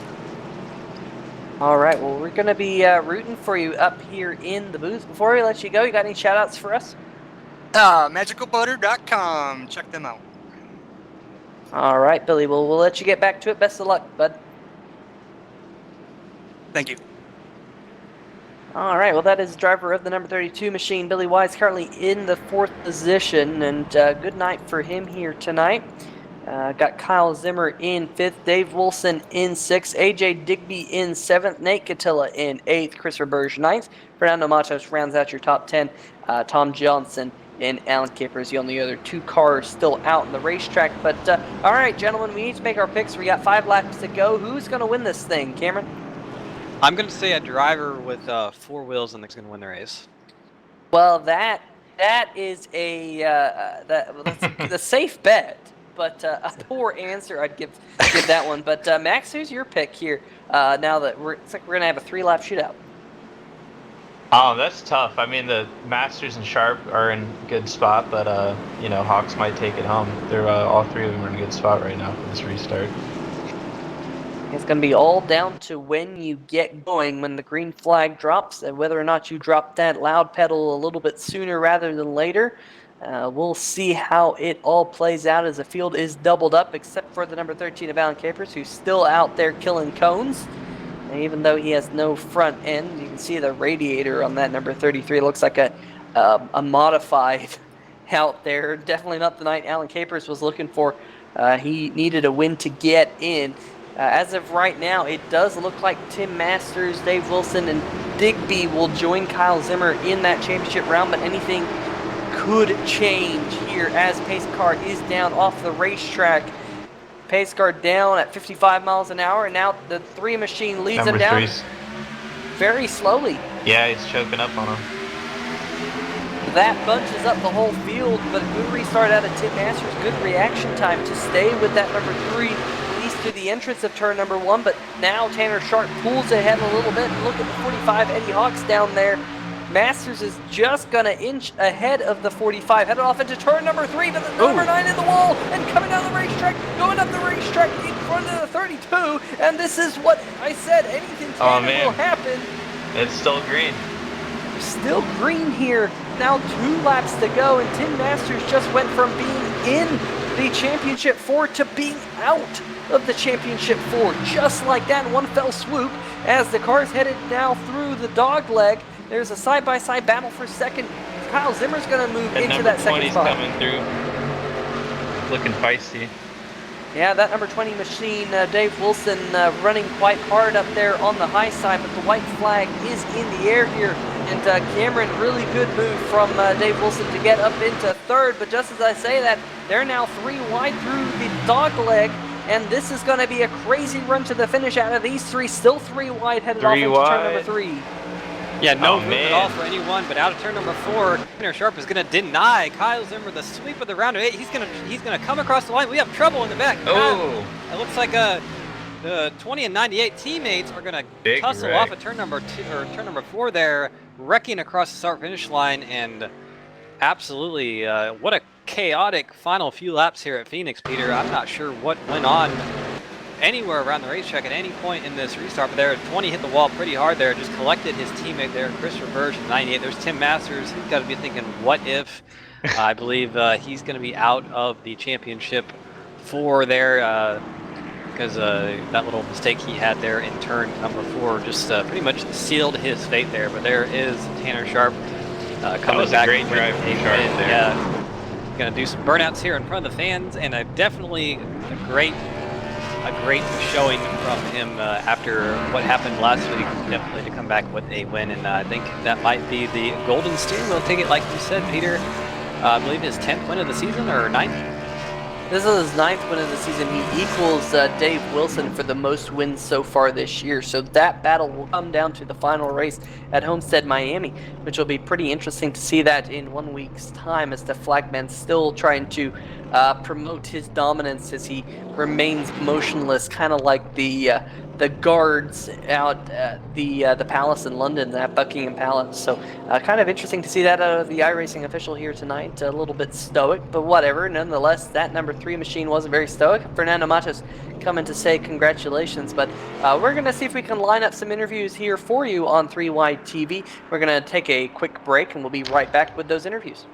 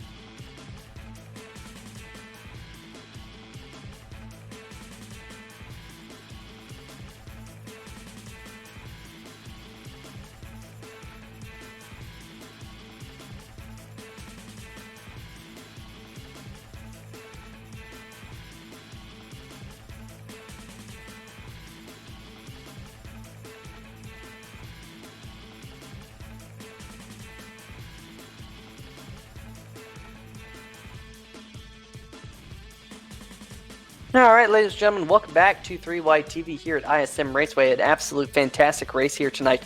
But we have some interviews lined up for you. First off, Max Calder, he's caught up with your third place finisher here tonight, AJ Digby in the number 14 machine. Hey AJ, how was that race? Hey AJ. Yep. You hear me? Yeah, I only caught the end of it. So how was that race for you? That was crazy. You started 9th, worked your way up all the way up to 3rd. That's quite the change of position. Yeah, like I said in the mid race, that botched up my qualifying lap a little bit.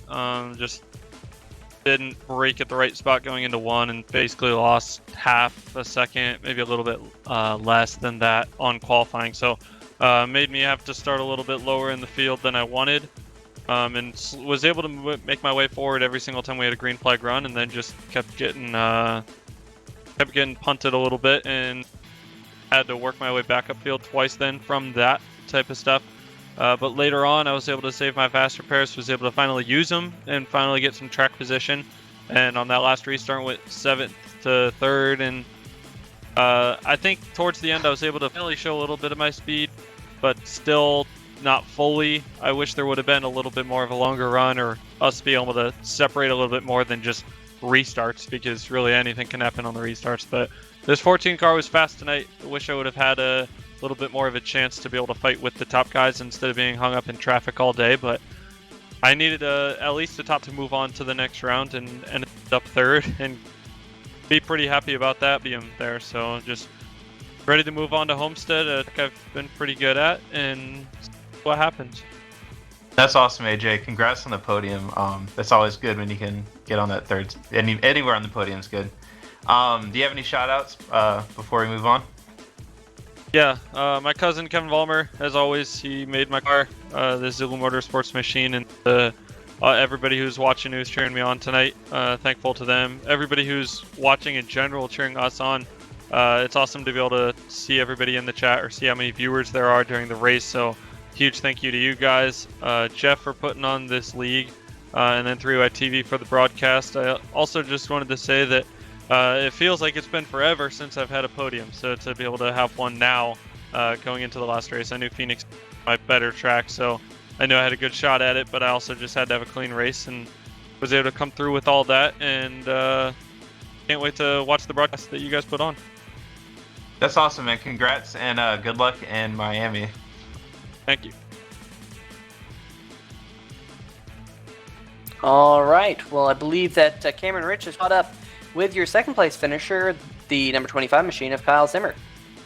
Yeah, I got the man himself right here, Kyle Zimmer. You had no pressure coming in tonight after winning the last 2 races, but you sure gave it a heck of a run. Not quite able to get that W and sweep the round to 8, but tell us about your night.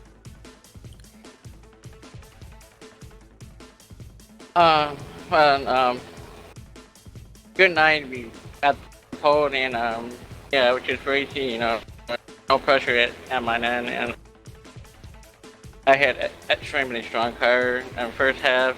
And second half, Sharp had a little bit better car there, and I think I had a better short run than he did, but he had a better long run than I did, so it was pretty even. Way with the blast race, and but yeah, and I made another contact with AJ, and kind of fell, gathered damage there, and fell back to 5th. I tried to pass Dave, but I pushed it too much there and kind of lost control there. Got stepped back to about a 10th place there. But we were able to get back up to the front for the race on, and able to take second tonight, so I'll take it. So look forward to next week. Yeah, absolutely. I know that's probably what is first and foremost on your mind. I want to ask you, you are a champion in the SimPossible Racing League already, and so you got to be feeling pretty good about going into Homestead, knowing that you have that in your pocket. What's going to be your strategy? Are you just going to kind of take it like any other race this season, or are you going to prepare a little bit more for it? What's going to be the plan for you? Homestead, each car is different, but I'm gonna do, planning as always. save tires, trying to save the tire wear at the long run. I believe we're going to transition of the EV light race, so I expect a lot of grump. So track position will definitely be here, and raise your where you want to race, and kind of floating from there. So my strategy is basically just try to have fun, and try to be up the front all the race long and relying on the other three contenders. That's all I can do. What happens from there? So. Absolutely, but definitely one of the favorites going into that Homestead race. Not quite able to get the win tonight, but definitely gave it a good run and a good rebound after everything that happened there at the very end, Kyle. But before we let you go, you got any shout outs for us here? Yeah, I'd definitely like to shout out to you guys, BYTV, forecasting this all year long. And I also want to shout out to Jeff, who created this thing. Without that, this wouldn't be. I also want to thank everyone who participated. It's been a fun year so far, and coming to the final race. And I also want to thank my had two of us championship contend for the championship next week. Yeah, I want to congratulate Tanner for winning the race as well. It's been a heck of a year, so looking forward for one last race next week. Absolutely. Going to be joining one of your Protege Racing teammates, Dave Wilson, in that Final Four. Kyle, thank you very much for talking with us, and best of luck to you next week.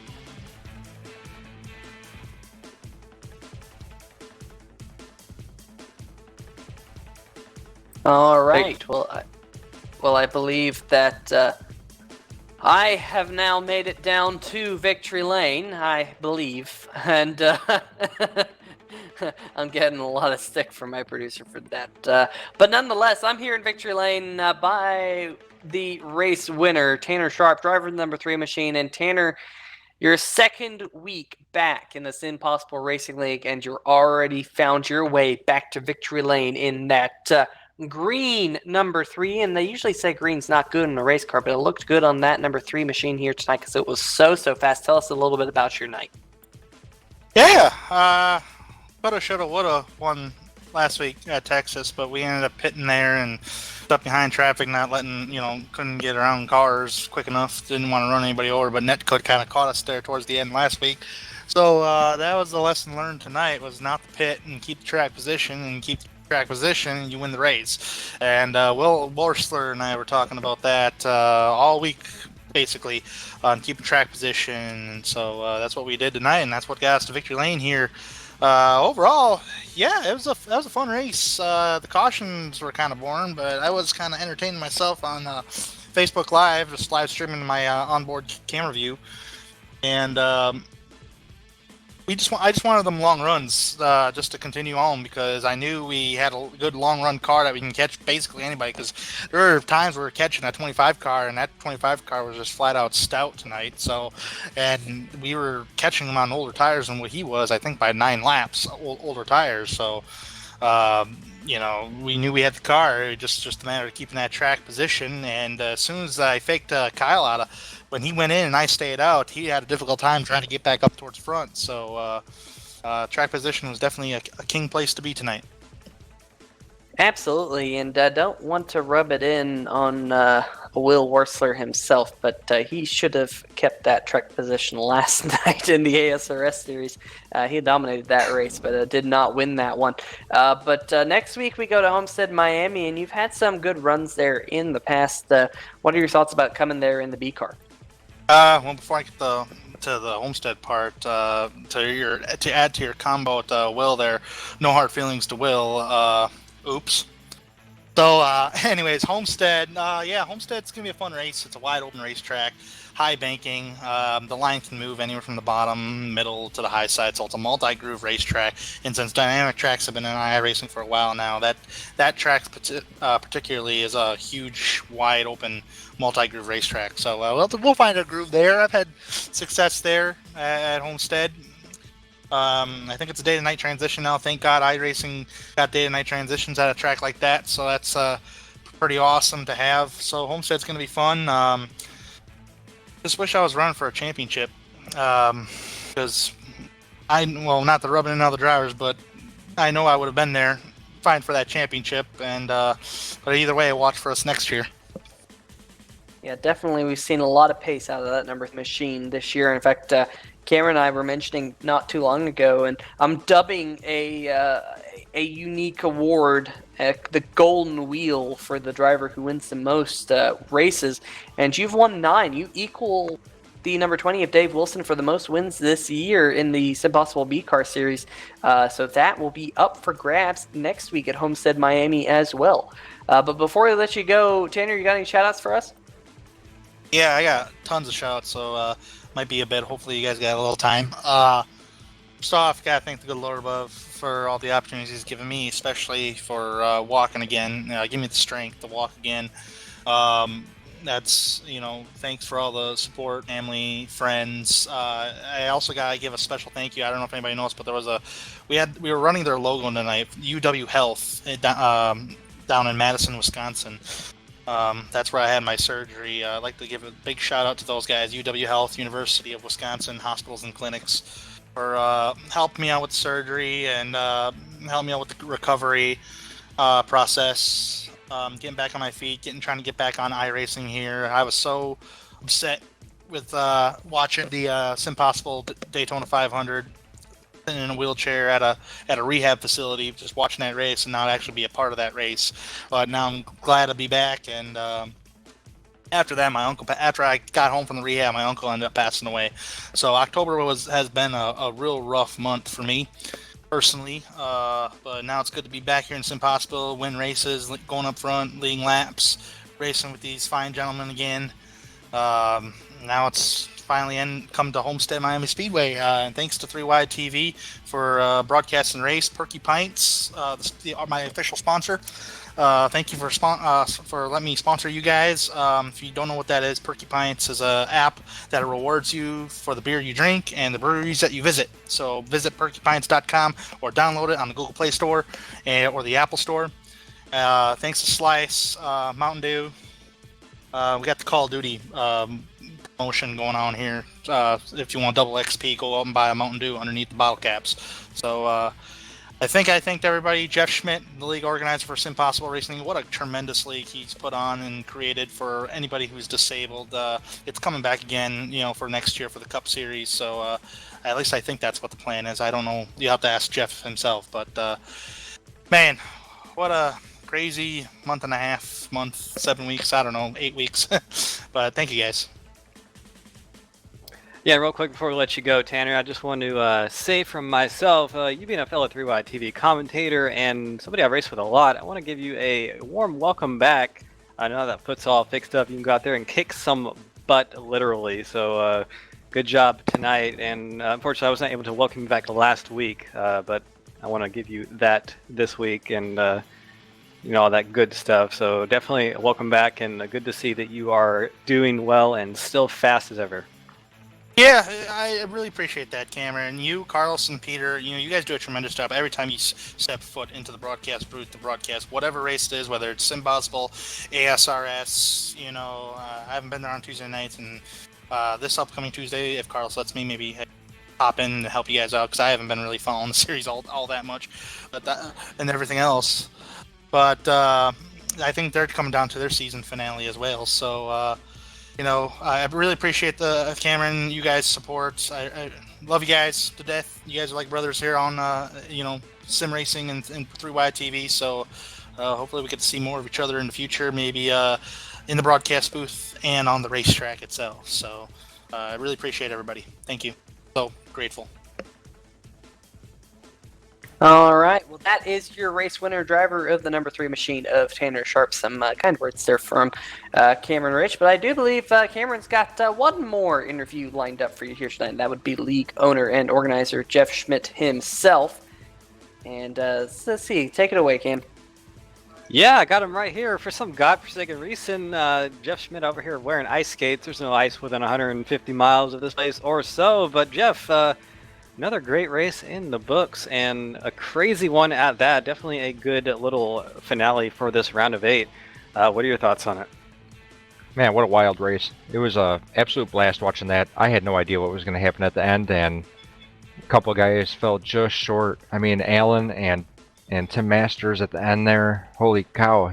They both had a chance at locking themselves in with a win here tonight, and unfortunately for them, fell a little bit short. But man, what a great attempt for them to try to push their way through. Just an amazing race. Such a wild race. Yeah, absolutely. And we have one more in this long, really endurance season of 33 races to go. Homestead Final Four now being set, and definitely going to be a good one. I remember the last time we went to Homestead in the SimPossible Racing League, we had that amazing last lap finish that ended up in Kyle Zimmer taking home the Truck Series championship, and I can't imagine why we wouldn't see something crazy like that again, and it's definitely going to be a fun one to watch. Oh, I'm willing to bet it's going to be just as wild, man. It's going to be amazing. We got some stout drivers that made that top four tonight. Of course, every driver in this league is very talented, and we're very proud of every single driver to do what they do and to succeed at what they do, man. And progressively get better. It's been such an amazing thing to be part of and to see, you know, firsthand really how much better everyone has gotten at racing, and to learn each other too, and to, you know, make your friendship stronger and to understand what these other guys are going to do on track. You know, of course, there's going to be incidents in racing. There always is. That's part of it. But a lot of awesome, crazy, close racing that a lot of times tonight I said, that's not going to work. Watching it, that's not going to work. Of course, I didn't say this out loud. I'm thinking it in my head as I'm watching it, but most of the times it did. Some awesome saves as well. So just really cool stuff, man. I'm very proud of everyone. I'm blessed to be able to call them all my friend, and for us to do this. Just, it's been an amazing 32 weeks, or actually a little bit longer with our off weeks, but 33 race season. It's been a long one, and to be honest with you, it went by pretty quick because we're having a lot of fun with it, and we can't wait to do it again next season, or next year in February. Yeah, absolutely. It's going to be a fun one to watch, but we know you got a lot of people you want to thank that have made this thing go around and around and keep on going, like the Energizer Buddy. So why don't you go ahead and take the floor? Yeah, thank you. Well, first off, yeah, you guys with 3Y TV, man. Carlos for getting a hold of me right when we started this deal, you know, before we even really were running races, to offer his services of broadcasting and manning the cameras like he does. Such a wonderful job that he does with that.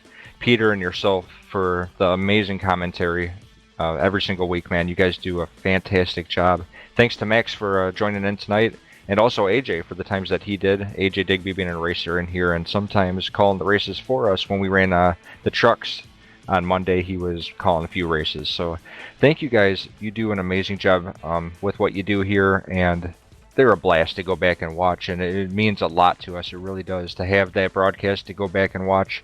It's almost just as important as the race itself. So thank you so much for what you guys do. Got to thank the drivers for being part of it, and their families for helping them out with the things that they do need help with. Got to thank everyone else that helps out however they do in this league. You know, guys like Will and Wayne to help come out here and spot. How awesome is that, man? I know if I wasn't in the position I am, I would definitely be out here spotting for a guy, or I would at least want to be part of it to help out. And you know, if anyone's out there that watches and wants to do something like that, get a hold of me, and maybe a driver out there will want your help. And you know, if you are a driver with a disability and want to join us, go to SimPossibleRacing.com and fill out a driver sign-up form. It's right at the bottom of the page, and we'll send you out a league request. You'll be out here racing in no time. The more the merrier. We've picked up some amazing new racers lately.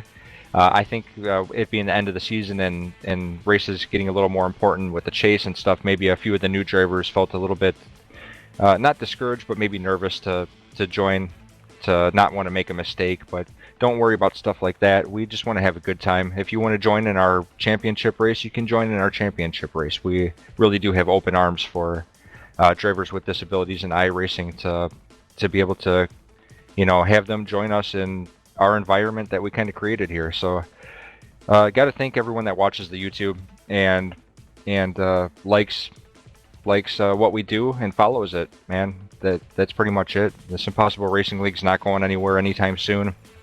It's sad to see the season coming to an end, but it's also extremely exciting to start a new one next year. So we're really just looking forward to progressing, and really got to thank everyone that's ever done anything for us or been part of it in any manner. Thank you very much.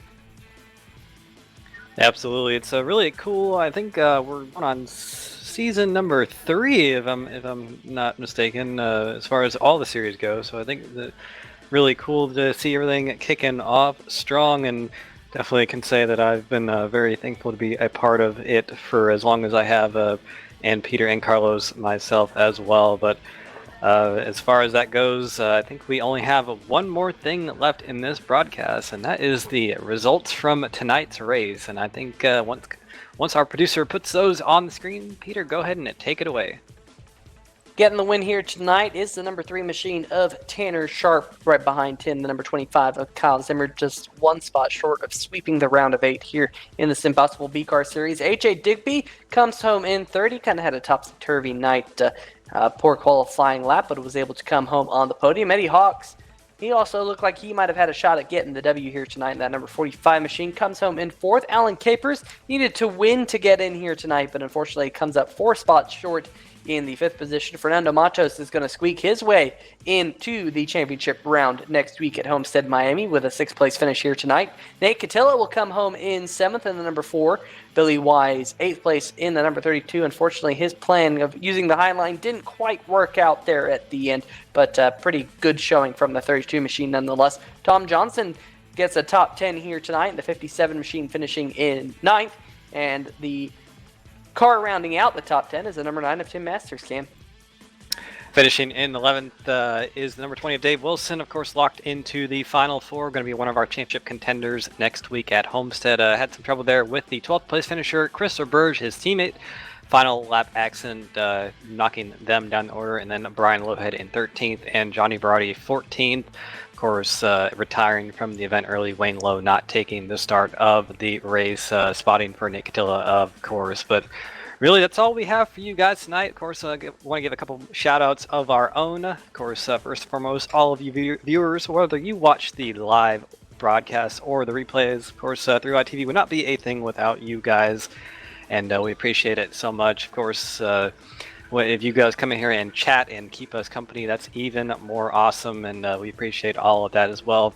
A couple more shout-outs to SimTV for these awesome cameras that show you these awesome angles each and every week, and Thomas Morris for the graphics packages that we use here to show these pretty colors and all of that stuff. But one more race left in the SimPossible Racing League B-Car Series. 33 weeks of action going to be coming to a conclusion next Wednesday night, so definitely come up here on 3YTV, and do not miss that at 7:30 p.m. Eastern. It's going to be a barn burner of a race, I have to think, and Homestead is always a fun track to watch a race at and be a part of, if you're not me. Just kidding, Carlos, I love you, but Peter, you got any final thoughts from tonight's race? Just an absolute fantastic race, and definitely sets the stage for next week at Homestead, Miami. We're all looking forward to it here on 3YTV. So for myself, from Peter Short, from Carlos Costa, and our new guest for tonight, Max Calder, we wish you all a good night. Stay awesome, stay safe, and you know what? We love you guys. See ya!